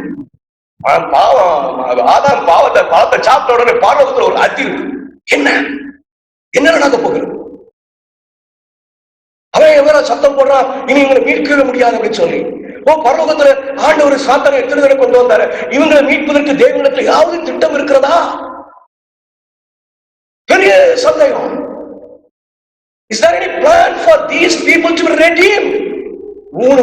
மூணு முறை கலந்து ஆலோசித்து தேவன் தூதரிடத்துல சொல்லுவதை நம்ம பார்க்க முடியும். கிறிஸ்து செய்யவிருந்த தியாகத்தால் எல்லா சந்தேகமும் என்றென்றும் தீர்ந்துவிடும். மேலும் மனித இனம் தங்கள் தேவனுடைய கட்டுப்பாட்டிற்கு திரும்பினால் அவர்கள் காப்பாற்றப்படுவார்கள். கிறிஸ்து மட்டுமே தேவனுடைய அரசாங்கத்திற்கு மரியாதையை மீண்டும் நிறுவ வேண்டும். என்ன மரியாதை குறைஞ்சு போச்சு? தேவன் நீதியா இருந்து கொண்டு விழுந்து போனவனை காப்பாற்ற முடியாதுங்க. அவனுக்கு கிருபை காட்ட முடியாது, அவனை இறக்க முடியாது. இது எவ்வளவு பெரிய அவமானம்! சிருஷ்டிகராலே அவரை எதிர்க்கிறவர்களை காக்க முடியாது. இதுக்கு இயேசுவால மாத்திரம்தான் செய்ய முடியும். அந்த திட்டத்தை தூதர்கள் சொன்ன உடனே தூதர்கள் நாங்க சாதனமாக நான் செய்ய வேண்டும். என் மீது உண்டான பொறாமையினால வந்த கழகம் நான் அதை மீண்டும் நிறைவேற்றி காட்டுவேன். இந்த தெய்வத்துவம் நீதியானது. அந்த நீதியை நிறைவேற்றிட்டு இந்த பூமியை நான் மீட்பேன். அதுல அப்ப யாரெல்லாம் என் கூட இருக்காங்களோ அவங்களே நான் ஜீவன் இருக்காங்க. அவ்வளவுதான். சரிங்களா? அது சொல்லுவாரு, சிறிய கூட்டம் தான் இருக்கும் என்று சொல்லுவார். அந்த சிறிய கூட்டத்திற்காக நிலைநிற்க போகிறதுதான் இந்த ரட்சிப்பினுடைய திட்டம். விழுந்து போகாத உலகங்களானாலும் கேட்டுடுங்க, விழுந்து போகாத 99 உலகங்கள் இருக்கலாம். அது ஆனாலும் சரி, பரலோக பிரபஞ்சத்திலும் எங்க தூதர்கள் மத்தியிலும் சாத்தானிய முகர்வராலும் சாத்தானுடைய கூட்டத்தாலும் விழுந்த இனத்தாலும் மனித இனத்தாலும் கல்வாரியின் சிலுவை பார்க்கப்படும். மேலும் வாய்கள் யாவும் அடைக்கப்படும். அவன் ஆர்ப்பரித்தான் பாருங்க. தேவன் தம்முடைய கிருபையை காட்டிக்கொண்டு நீதியை வெளிப்படுத்த முடியாது. இந்த மனுஷனை ரட்சிக்க முடியாது. இந்த பூமி என்னுடையது, இதை அவர் மீட்கவே முடியாது என்று சொன்னது கல்வாரியிலே பார்க்கப்பட்டா. ஆண்டவர் எப்படிப்பட்டவர்! நீதியாகவும் இருக்கிறார், இரக்கம் காட்டுகிறவராய் இங்க பார்க்கும் பொழுது யாருடைய வாய் அடைக்க போதா? சகல சிருஷ்டிகளுடைய வாயும் அடைக்க போகிறதா? இதை சும்மா ரொம்ப ஈஸியா பிரசங்கம் பண்றாங்க. என்ன ஒரு அன்பு! தேவனுடைய அன்பு! அவர் சிலுவையில தொங்கும் பொழுது நான் சிருஷ்டிகளுக்காக ஜீவனையும் கொடுப்பேன்ப்பா. என் பிரமாணம் மாறவே மாறாது, என் நீதி மாறவே மாறாது. நான் என்னுடைய சாயலை மனிதனாக மாற்றி விடுவேன். பாவம் நிறைந்த அந்த மனிதனுடைய சாயலுக்கு, அவனுடைய அந்த தன்மைக்கு என்னை மாற்றி விடுவேன். என் நீதி மாறாது, என் பிரமாணம் மாறாது. அப்படின்னு சொன்னா அதுதாயா உங்களுக்கு சுதந்திரத்தை தருகிறது. இந்த சுதந்திரத்தை மீட்டு தருவதற்குதாயா ஜீவனை கொடுத்தேன். இந்த பிரமாணத்தை உன் கையில திருப்பி தருகிறதுக்கு ஜீவனை கொடுத்தேன். இந்த பிரமாணம் வேண்டாம் என்று சொல்லுகிற எல்லாரும் யாருக்கு முன்னாடி இருப்பாங்க பார்த்துருங்க. எங்கேயாவது தீர்க்கதரிசன எழுத்துக்கள் இருந்து படிச்சாதான் தெரியும். வேற எங்கேயும் போனாலும் தெரியாது. தப்பா பிரசங்கம் பண்ணுவீங்க. ஆண்டவர் இந்த சபையை வழி நடத்துவதற்காக தீர்க்கதரிசியை கொடுத்திருக்கிறாங்க. லகுவா எடுத்து விடாதீர்கள். அவருடைய மாபெரும் தியாகத்தை நிறைவேற்றுவதில் கிறிஸ்து பிரமாணத்தை உயர்த்தி கௌரவிப்பார். ஐயா, என்ன ரட்சிப்பதற்காக ஜீவனை கொடுக்கிறார் பாத்தீங்களா? அப்ப அந்த பிரமாணம் கௌரவிக்கப்படுகிறது. இது என்ன சொல்றா? பிரமாணத்தை கௌரவிப்பதற்காக ஜீவனை கொடுத்தாருண்டா. ஓ, என் தேவனுடைய அன்பு எவ்வளவு கீழே போடப்படுகிறது! மனிதனை அவனுடைய பாவ நிலையில் சந்திக்க தேவனுடைய அரசாங்கத்தின் உயர்ந்த தன்மையை எந்த வகையிலும் மாற்ற முடியாது என்பதை அவர் தெரிவிப்பார். எனக்கருமையுடைய பிள்ளைகளே, ஒரு அருமையான மீட்புக்குள்ளாக இருக்கிறோம். இந்த மீட்பின் திட்டம் அங்கே சொல்லப்பட்டது. அது ஆதாமுக்கும் ஏவாளுக்கும் சொல்லப்பட்டது, தூதர்களுக்கு அறிவிக்கப்பட்டது, 99 உலகங்களுக்கு அறிவிக்கப்பட்டது. எல்லாரும் ஆவலா எதிர்பார்க்கிறாங்க, இது எப்படி நடக்க போகிறது? தேவனுடைய குமாரன் போய் ஜீவனை கொடுக்க போகிறாராமே, அவர் அந்த மனிதர்கள் ஒருவனாய் மாறப் போகிறாராமே. ஓ, நமக்காக தேவனாய் இருந்தவர் தம்முடைய ஸ்தானத்தை தேவனுடைய ஸ்தானத்துக்கு மாற்றிக் கொண்டாரு. பரலோகத்துல கலகம் உண்டான பொழுது அவர் தூதர்கள் ஒருவராய் இருந்து மிகவராய் யுத்தம் செய்தாரு. இந்த மனிதனுக்காகவும் போக போகிறாராமே. இது எப்படி நடக்க போகிறது? பரலோகமே உற்று பார்க்க ஆரம்பிக்கும். எப்படி தேவன் நீதியா இருந்து கொண்டு கிருபையை காட்டப் போகிறார். நீங்க அந்த அன்பை ருசிச்சிருக்க. அவர் நீதியா இருந்து கொண்டு கிருபையை காட்டுகிறார். நீதியை விட்டுட்டு இல்ல, பிரமாணத்தை விட்டுட்டு இல்ல, அதை தூக்கி தூர போட்டுட்டு all who do sin against God will be burnt in hell. என் தேவன் நீதியா இருந்து கொண்டு அவருடைய கிருபையை நமக்கு காட்டிருக்கிறார். அதற்காக அவருடைய நீதி என்னிடத்துல போயிடணும் அப்படின்னு சொன்னா அந்த நீதி என்னிடத்துல வர வேண்டும். அந்த அன்பு என்னிடத்துல வர வேண்டும். அந்த அந்த உருக்கமான செயலை கிரகித்துக் கொண்டு, அந்த அன்பை கிரகித்துக் கொண்டு தேவனை பின்பற்றுகிற ஒரு அனுபவம் வர வேண்டும். இதெல்லாம் நான் எவ்வளவு எம்பசைஸ் பண்றேன் அப்படின்னு சொன்னா, இதுக்கு நேர் எதிராய் நீங்கள் காயினுடைய பாவத்தை பார்ப்பீர்கள். அதனால் மனதில் ஆழமாய் வைத்துக் கொள்ளுங்கள். இந்த அன்பை உணர முடியாத ஒருவன் தான் காயின். தேவனுடைய தியாகத்தை கிரகிக்க முடியாத ஒருவன் தான் காயின். வருகிற வாரத்தில் அதை படிப்போம். அவர் வேதனை விட்டு வெளியேற்றப்பட்டார்கள். இந்த திட்டம் எல்லாம் அவர்களுக்கு சொல்லப்பட்டது. அவர் வேதனை விட்டு வெளியேறினார்கள்.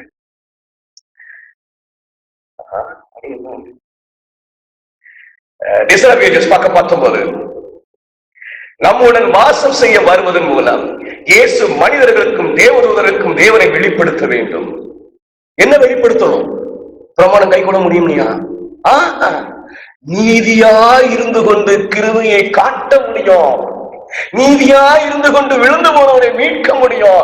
என்னை குறித்து அறகுறையா அறிந்து கொண்டிருந்த பொழுது வஞ்சகத்தினால விழுந்து கொண்டவனை நான் மீட்க முடியும். இதை காட்டணும். இதுதான் சவால். இதுதான் சவால். பிரமாணத்தை கை கொள்ள முடியாதவன் சொன்னது சவால் அல்ல. அது தூதர்கள் கை கொண்டாங்க, 99 உலகம் நிரூபிச்சிட்டாங்க. ஆனா இந்த நிலையிலையும் விழுந்து போன நிலையிலும் இருக்கிறவனை மீண்டும் பிரமாணத்தை கை கொள்ள வைப்பதற்கு ஏதுவான சூழ்நிலையை தேவனால உண்டாக்க முடியும். விழுந்து போயிட்டாங்க, அவனை மீண்டும் பிரமாணத்தை கை கொண்டு சுதந்திரவாளியாய் மாற்றியும் தேவனால முடியும். அதற்காக ஒரு ஜீவனை கொடுக்கிறார். நல்லா புரிச்சுக்கிடுங்க பிரமாணம் எவ்வளவு முக்கியம் என்று சொல்லி, அவருடைய வார்த்தை எவ்வளவு முக்கியம் என்று தெரிந்து கொள்ளுங்கள்.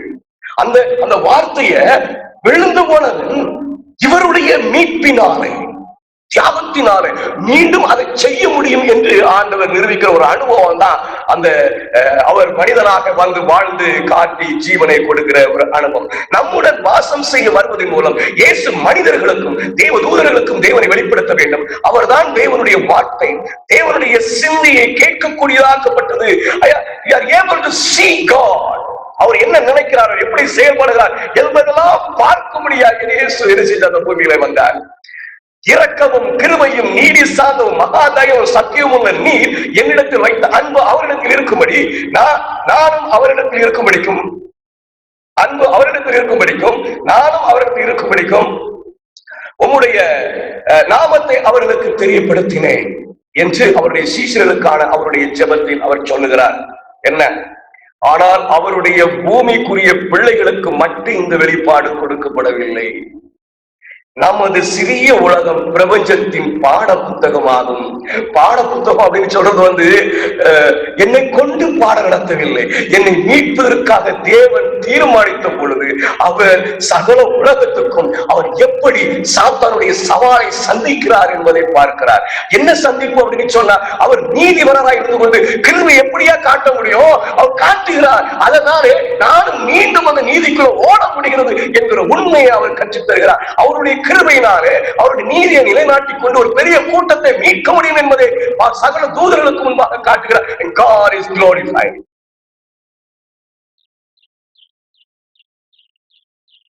நம்ம சிறிய உலகம் பிரபஞ்சத்தின் பாட புத்தகமாகும். கிருபையை பற்றிய தேவனுடைய அற்புதமான நோக்கம், கிருபையை பற்றிய தேவனுடைய அற்புதமான நோக்கம், மீட்கின்ற அன்பின் ரகசியம். இது எப்படி சாத்தியம் சொல்லுவாரு. விசுவாசத்தின் ரகசியத்தை பற்றி கொள்ளுங்கள். என்ன சொல்றது, ஒரு மிஸ்ட்ரி, மிஸ்ட்ரி, மிகப்பெரிய ரகசியம்.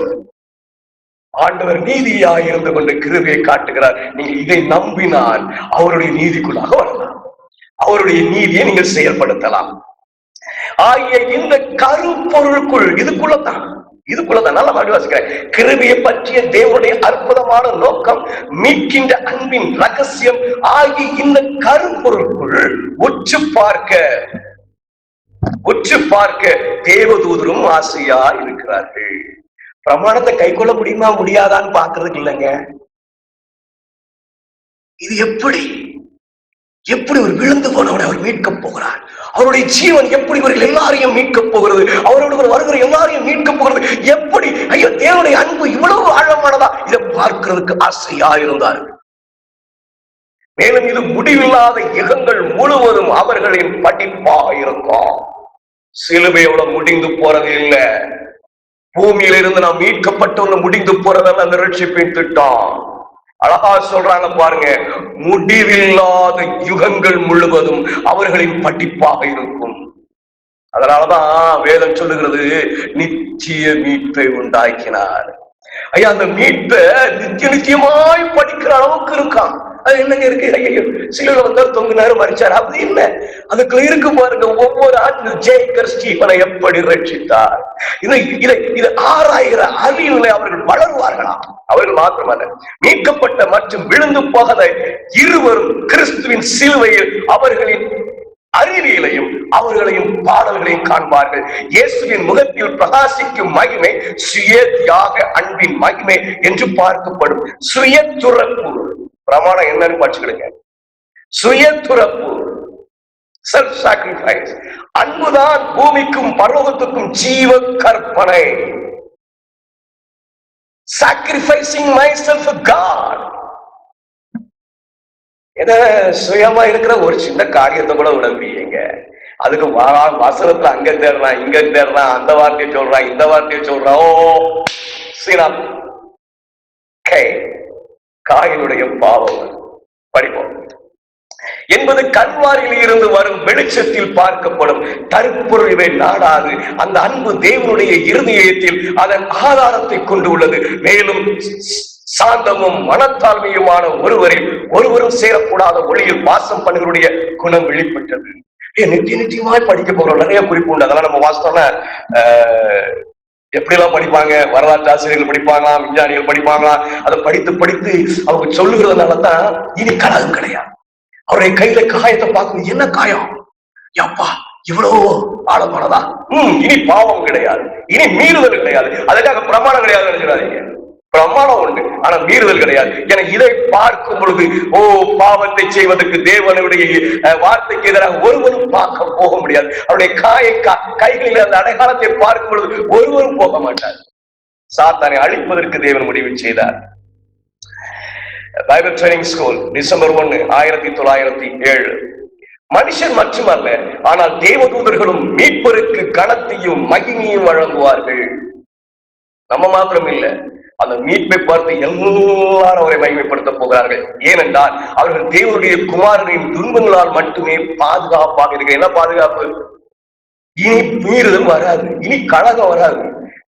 அவருடைய அந்த தியாகத்தை பார்க்கிறதுனால, அதை நித்தியமாய் பார்க்கிறதுனால, அந்த தியாகத்தினுடைய அடையாளங்கள் அவருடைய கரங்களில் இருப்பதுனால ஓ, இனி பாவம் இல்லை, அவர் நித்தியத்திற்கும் பாதுகாப்பாக இருப்பார்கள். இந்த பூமியில் இருந்து மீட்கப்படுகிறவர்களும் சாத்தானுக்கு பின்பாக போக மாட்டேன் என்று சொல்லி தேவ பக்கம் இருக்க தீர்மானித்த 99 உலகங்களும் தூதர்களும் அவருக்கு பின்பாக நித்தியத்திற்கு பாதுகாக்கப்பட்டவர்களாக இருப்பார்கள். சிலுவையின் ஆற்றல்களின் மூலம்தான் அந்த விழுந்து போகாத உலகங்களின் குடிகள் விசுவாச துரோகத்திலிருந்து பாதுகாக்கப்பட்டுள்ள. இனி விசுவாச துரோகம் கிடையாது. சாத்தானை போல ஒரு கலகக்காரன் வரப்போறதில்லை. அப்படிப்பட்ட ஒரு மீட்பு இந்த பூமியில இருந்து நமக்காக செய்யப்பட்டு இருக்கிறது என்பதை நாம் மறந்து விடக்கூடாது. இதுதான் சாத்தானுடைய வஞ்சகங்களில் திறம்பட வெளிப்படுத்தி அவனுடைய கூற்றுகளை மறுத்தது. நான் சில நேரங்களில் பிரசங்கிக்கும் போது இந்த குறிப்பெல்லாம் வாசிக்கிறேன். ஒருவேளை என்ன கேட்பாங்க, அதுக்கு மறுபடியும் யாராவது கலகம் பண்ணிட்டா உடனே சொல்ல, உடனே அழிச்சு போட்டுருவோம் அப்படின்னு. இல்லைங்க, இனி கலகம் கிடையாதுங்க. ஏன்னா நீ இயேசுனுடைய கரத்தில் அந்த காயத்தை பார்க்கும் பொழுது அவருடைய ரட்சிப்பின் திட்டத்தை ஆராய்ந்து அறிந்து ஒவ்வொரு நாளும் புதிதாய் அதை விளக்கும் பொழுது ஓ, அங்கே பாவம் செய்யக்கூடிய சிந்தை வரவே வராது.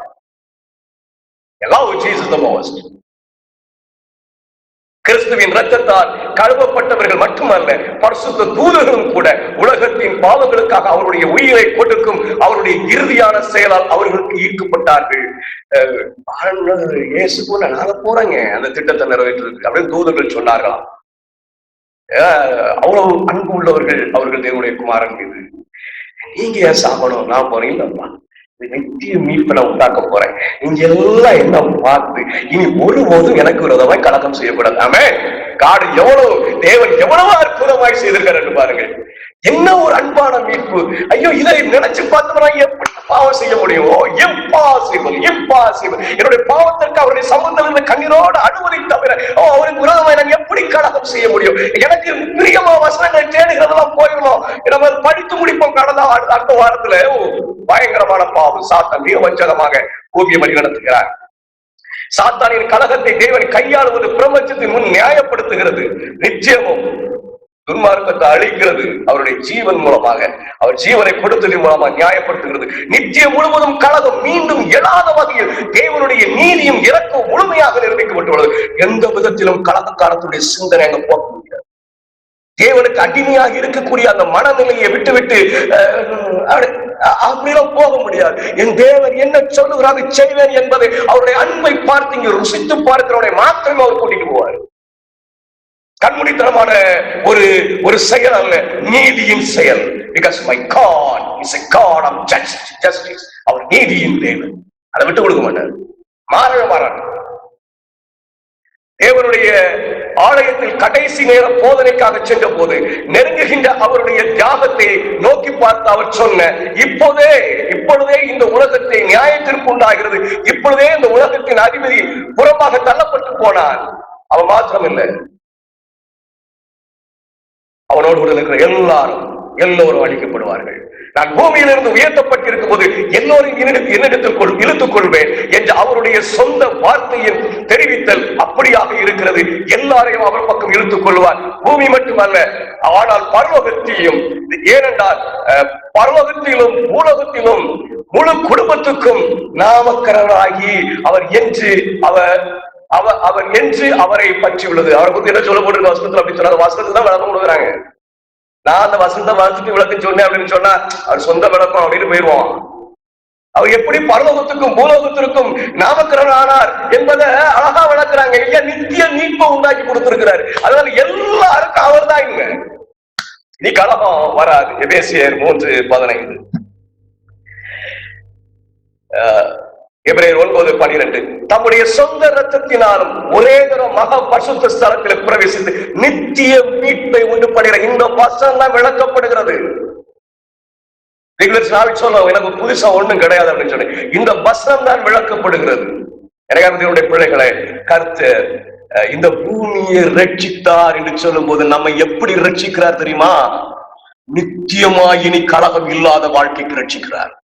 அந்த ரட்சிப்பை எல்லா உலகமும் பார்த்து அவர்களும் ரட்சிக்கப்பட்டவர்களாக, இனி கலகத்தை உண்டாக்க கூடாதவர்களாய், முடியாதவர்களாய் ஆண்டவர் இந்த அன்பை பார்த்தப்பறம் எங்கெங்க கலகம் செய்ய இம்பாசிபிள். ஸ்டோரி ஆஃப் ரெடெம்ப்ஷன் பக்கம் 47 சரிங்களா, கடைசி குறிப்பு. மனிதன் எப்படி இருக்க வேண்டும் என்று சொல்லி எந்த நிலைக்கு வந்து சேருவான். தேவனுடைய பிரமாணம் எவ்வளவு மேன்மையாகவும் பரிசுத்தமாகவும் இருந்தது என்பதை, அதன் மீறுதல் அவர்களையும் அவர்களின் சந்ததியினரையும் முழு அழிவில் இருந்து காப்பாற்றுவதற்கு மிக விலை உயர்ந்த தியாகத்தை உருவாக்கியது என்பதை ஆதாமும் ஏவாளும் உணர்ந்த போது, அல்லது தேவனுடைய அன்புக்குரிய மகன் இந்த பெரிய தியாகத்தை செய்ய வேண்டும் என்பதை விட அவர்கள் மீறுதலின் தண்டனையை தாங்க அவர்களையும் அவர்கள் சந்ததியும் அனுபவிக்க கெஞ்சினார்கள். இந்த தேவனுடைய குமாரன் ஆதாமிட்ட நான் இப்படி சாவேன்பா, அதனால உன்னை காப்பாற்றுவேன் அப்படின்னு சொல்லும் பொழுது அவங்க இல்ல ஆண்டவரே, நாங்க அந்த இடத்துல சாகணும். தூதர்கள் சொன்னாங்க தெரியுமா, தேவனுடைய குமாரனே நீங்க வேண்டாம், நாங்க ஒருத்தர் போறோமே, நீங்க ஏன் போகணும்? நீங்க ஆதம் அதே வார்த்தை சொல்ற பாருங்க, that is salvation, அதுதான் ரட்சிப்பு. ஆண்டவர் நீங்க சாக வேண்டாம், நான் சாகுறேன். இப்ப நான் என்ன சொல்லணும் அப்படின்னா, ஐயோ ஆண்டவர் நீ மறித்து விட்டீரே, அந்த பாவத்தை நான் எப்படி செய்வேன்? அடுத்து சொல்றான் பாருங்க, நீங்க வேண்டாம் ஆண்டவர், ஒருவேளை நான் சாக முடியாதுன்னு நினைச்சீங்கன்னா இன்னொரு படி மேல போய் என்ன கொண்டு போட்டுருங்க, என் சந்ததி வேண்டாம், அழிஞ்சு போகட்டும். இந்த ஆவி சாத்தான் இடத்துல இருந்திருந்தால் என் தேவன் சாத்தான் அப்பொழுது ரட்சித்திருப்பார். ஆண்டவர் பூமியை ரட்சிப்பதற்கு தீர்மானித்தார். ஏன் என்று சொன்னார், ஐயோ துன்மார்க்கமான நான் என்னுடைய கிரியைகளினால என் இயேசு எனக்காக செய்த தியாகத்தினாலே ரட்சிக்கப்படுகிறேன், அவரோடு கூட சேர்கிறேன், அவரோடு கூட நீதி நிறைவேற்ற போகிறேன், அவரால் இவைகள் உண்டாயிற்று என்று ஒப்பு கொடுக்கிற ஒவ்வொரு ஆத்மாவும் தேவனுடைய ராஜ்யத்துக்கு போகும். சும்மா போயிடலாம், என்ன செய்யறது, முடியலையே, வாய்ப்பு இல்லையே, சூழ்நிலை அப்படி. பிரமாணம் என்பது பிரமாணம் என்பது ஜீவ பிரமாணம் என்பது சுய தியாகம் தான். அதைத்தான் என் இயேசு சிலுவையிலே நிறைவேற்றி காட்டினார். இந்த மனநிலையில் இருக்கிறார் பாத்தீங்களா? இந்த மனநிலையில இருக்கிற ஆதாமுக்கும் ஏவாளுக்கும் பிறந்தவங்க தான் யாரு அப்படின்னா காய். இப்ப அநேக பெற்றோர்கள் பரலோகத்துக்கு போகணும்னு ஆசைப்படுறோம், பிரயாசப்படுறோம். சில பிள்ளைகள் பரலோகத்துக்கு போகணும் பிரயாசப்படுறோம். ஒருவருக்கு ஒருவர் முரண்பாடு காணப்படுகிறது. முதல் குமாரன் அதை வெளிப்படுத்துகிறான். இவ்வளவு அன்பான ஆதாம் ஏவாளுக்கு பிறந்தவர்கள் தான். இந்த அன்பான ரட்சிப்பின் திட்டத்தை முழுமையாய் புரிந்து கொண்டவர்களுக்கு பிறந்தவர்கள் தான். தேவனுடைய குமாரன் தன்னுடைய பாவத்திற்காக ஜீவனை கொடுத்தார் என்பதை அறிந்து அவருடைய ஜீவனாலே நான் மீண்டும் அந்த ஏகன் தோட்டத்துக்குள்ள போக முடியும் சொல்லி ஒவ்வொரு நாளும் ஏகன் தோட்டத்துக்கு முன்னாடி நின்று பிரார்த்தனை பண்ணின அந்த ஆதாமுக்கு பிறந்தவன் தான் காயின். ஆதியாகமம் 4ஆம் அதிகாரம் முதல் 2 வாக்கியங்கள். ஆதாம் தன் மனைவியாக ஏவாளை அறிந்தான். அவன் கர்ப்பவதியாகி காயினை பெற்று கர்த்தரால் ஒரு புருஷனை பெற்றேன் என்றான். பின்பு அவனுடைய சகோதரனை ஆபேலை பெற்றார். ஆபேல் ஆடுகளை மேய்க்கிறவனாகவும் காயின் நிலத்தை பயிரிடுகிறவனாகவும் இருப்பான். நான் ஆபேல் முக்கியப்படுத்தல, காயினை தான் முக்கியப்படுத்தல. ஏன் அப்படின்னா ஆண்டவர் காயினை முக்கியப்படுத்திருக்கிறார். அந்த காயினை பட்டிக்கும் பொழுது நான் எப்படி இருக்கக்கூடாது என்பதை தெளிவாய் அறிந்து கொள்வேன். எனக்கருடைய பிள்ளைகளே, ஒரு அன்பான பெற்றோர்களுக்கு, தேவ அன்பை முழுமையாய் ருசித்து பார்த்த பெற்றோர்களுக்கு, ஓ தேவன் மரிப்பதை காட்டிலும் நான் மரிக்கிறேன், என்னை அழிச்சிருங்க, எனக்கு வேண்டாம், இந்த சந்ததியை இல்லாம போகட்ட ஆண்டவரே, நீர் ஜீவனை கொடுக்க வேண்டுமா அப்படின்னு சொல்லி தேவன் மீது முழு அன்பை வெளிப்படுத்திய பெற்றோர்களுக்கு பிறந்த காயின் உலகத்தின் கடைசி சந்ததி வரைக்கும் துன்மார்க்கம் என்றால் என்ன என்பதை கற்றுக் கொடுப்பதற்கு உதாரணமாக இருந்தார். ஆண்டவர் சித்தமானார், தேவன் அனுமதிப்பாரானார். வருகிற வாரத்துல அந்த காயின் பாவம் என்ன, அது எப்படியெல்லாம் நம்மிடத்திலே காணப்படுகிறது என்பதை நாம் அறிந்து கொள்வதற்கு பிரயாசப்படுவோம். நிச்சயமாக அவர் நித்திய மீட்பை உண்டாக்கினார். எல்லாரையும் மீட்புக்கு ரெடியா இருக்கிறாங்க. சாதாரண மீட்பு இல்லம்மா, சாதாரண மீட்பு இல்ல, நித்தியமான மீட்பு. எவ்வளவோ அருவருப்புகளை செஞ்சிருப்போம், அவர் மீட்பதற்கு ஆயத்தமா இருக்கிறார். எவ்வளவோ சிந்தனைகள் இன்னும் அருவருப்புகளை காணப்படும். ஐயோ ஆண்டவரை வேண்டான்னு சொல்லுங்க, வேண்டான்னு சொல்ல ஒண்ணுதான், இது எல்லாம் கவர் செய்திருவாரு, இது எல்லாம் கவர் செய்திருவாருங்க. எனக்கு இந்த தீர்மானம் இருக்கு பாத்தீங்களா, இதுதான் பிரமாணம். ஏன் வச்சிருக்க, நான் சுதந்திர வாழ்க்கை, நான் அவருடைய மீட்பை ஏற்றுக்கொள்வதற்கு நான் சுதந்திரமாய் போக வேண்டும். அதுக்காக பிரமாணம். அந்த பிரமாணத்தை பார்க்கும் பொழுது ஐயோ நான் தேவனுக்கு விரோதமாக இருந்திருக்கிறேன், ஐயோ வேண்டாம் ஆண்டவரே, அந்த பிரமாணத்தை நிறைவேற்றுகிறவனாய் மாற வேண்டும், உங்களுடைய நீதியின் கீழே நான் வர வேண்டும், என்னை எப்படியாவது காப்பாற்றுங்க அப்படின்னு சொன்னா சாதாரண மீட்பு அல்ல, நித்திய மீட்பு. இன்னைக்கு நாளைக்குரிய மீட்பு அல்ல, நித்தியமாய். இனி பாவம் என்பது தேவனால சிருஷ்டிக்கப்படுகிற எதனிடத்திலும் வரப்போறதில்லை, சிருஷ்டிக்கப்பட்ட எதனிடத்திலும் தோன்ற போறதில்லை. அப்படிப்பட்ட ஒரு மீட்பு. எனக்கு என்னுடைய பிள்ளைகளை, மிகவும் அழகான தேவன், மிகவும் நேசிக்கப்பட வேண்டிய தேவன். இவரை அல்லாமல் இந்த உலகத்தில வேறவே நான் தேர்ந்தெடுக்க முடியும். அவரோடு கூட இருப்போம். வாக்கியத்தை கருத்து நமக்கு தரட்டும். நாம தலைகளை தாழ்த்தி ஒரு ஜெபம் செய்து விட்டு நேரம் இருந்தா அதுக்கு பிறகு நம்ம என்ன செய்யலாம், ஏதாவது டிஸ்கஷனுக்கு போகலாம் போகலாம். சரவணி சிஸ்டர் ஜெபம் பண்ணீங்களா?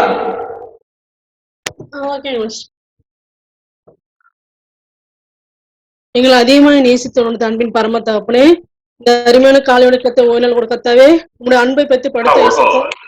ஆமாப்பா, உங்களோட அன்பு எவ்வளவு பெரியது ஏசப்பா, உங்களுடைய கிருபை எவ்வளவு பெரியதாண்டவரு, உங்களுக்கு நன்றி நன்றி ஏசப்பா. ஆனாலும் அந்த அன்புக்கு அந்த கிருபைக்கு நாங்கள் பாத்திரம் இல்லை ஏசப்பா. ஆனாலும் நீங்க எங்களை தேடி வந்தீர் ஏசப்பா, இந்த பாவத்தில் நீங்க மீட்டெடுக்க வந்திருக்கீங்க ஏசப்பா. உங்களுடைய மீட்புக்காக நன்றி நன்றி ஏசப்பா. தயவுக்கு தாண்டவரே, நாங்கள் பலவீனம் பாண்ட ஏசப்பா, எங்களோட பலத்தால பாவத்தை மேற்கொள்ள முடியாது ஏசப்பா. உங்களுடைய பலத்தையும் சத்துவத்தை எங்களுக்கு கொடுத்து இந்த பாவத்தை மேற்கொள்ள உதவி செய்யுங்க கர்த்தாவே. நீங்க எங்களோட கூட கர்த்தாவே. இயேசுவின் அன்புக்குரிய நாமத்திலே தகப்பனே, ஆமென். Thank you, God bless you. நிச்சயமாக இது உங்களுக்கு பிரயோஜனமாக இருந்திருக்கும் என்று நினைக்கிறேன். உங்களுக்கு மாத்திரமல்ல, எனக்கு அது பிரயோஜனமாக இருந்தது. நாம் ஒன்று சேர்ந்து தேவனோடு கூட கை கோர்த்து தேவனோட ராஜ்யத்தை சுதந்திரத்துக் கொள்வதற்கு ஏதுவான பிரயாசத்தை படுவோம். கர்த்தர் நம்மளை ஆசீர்வதிப்பார்.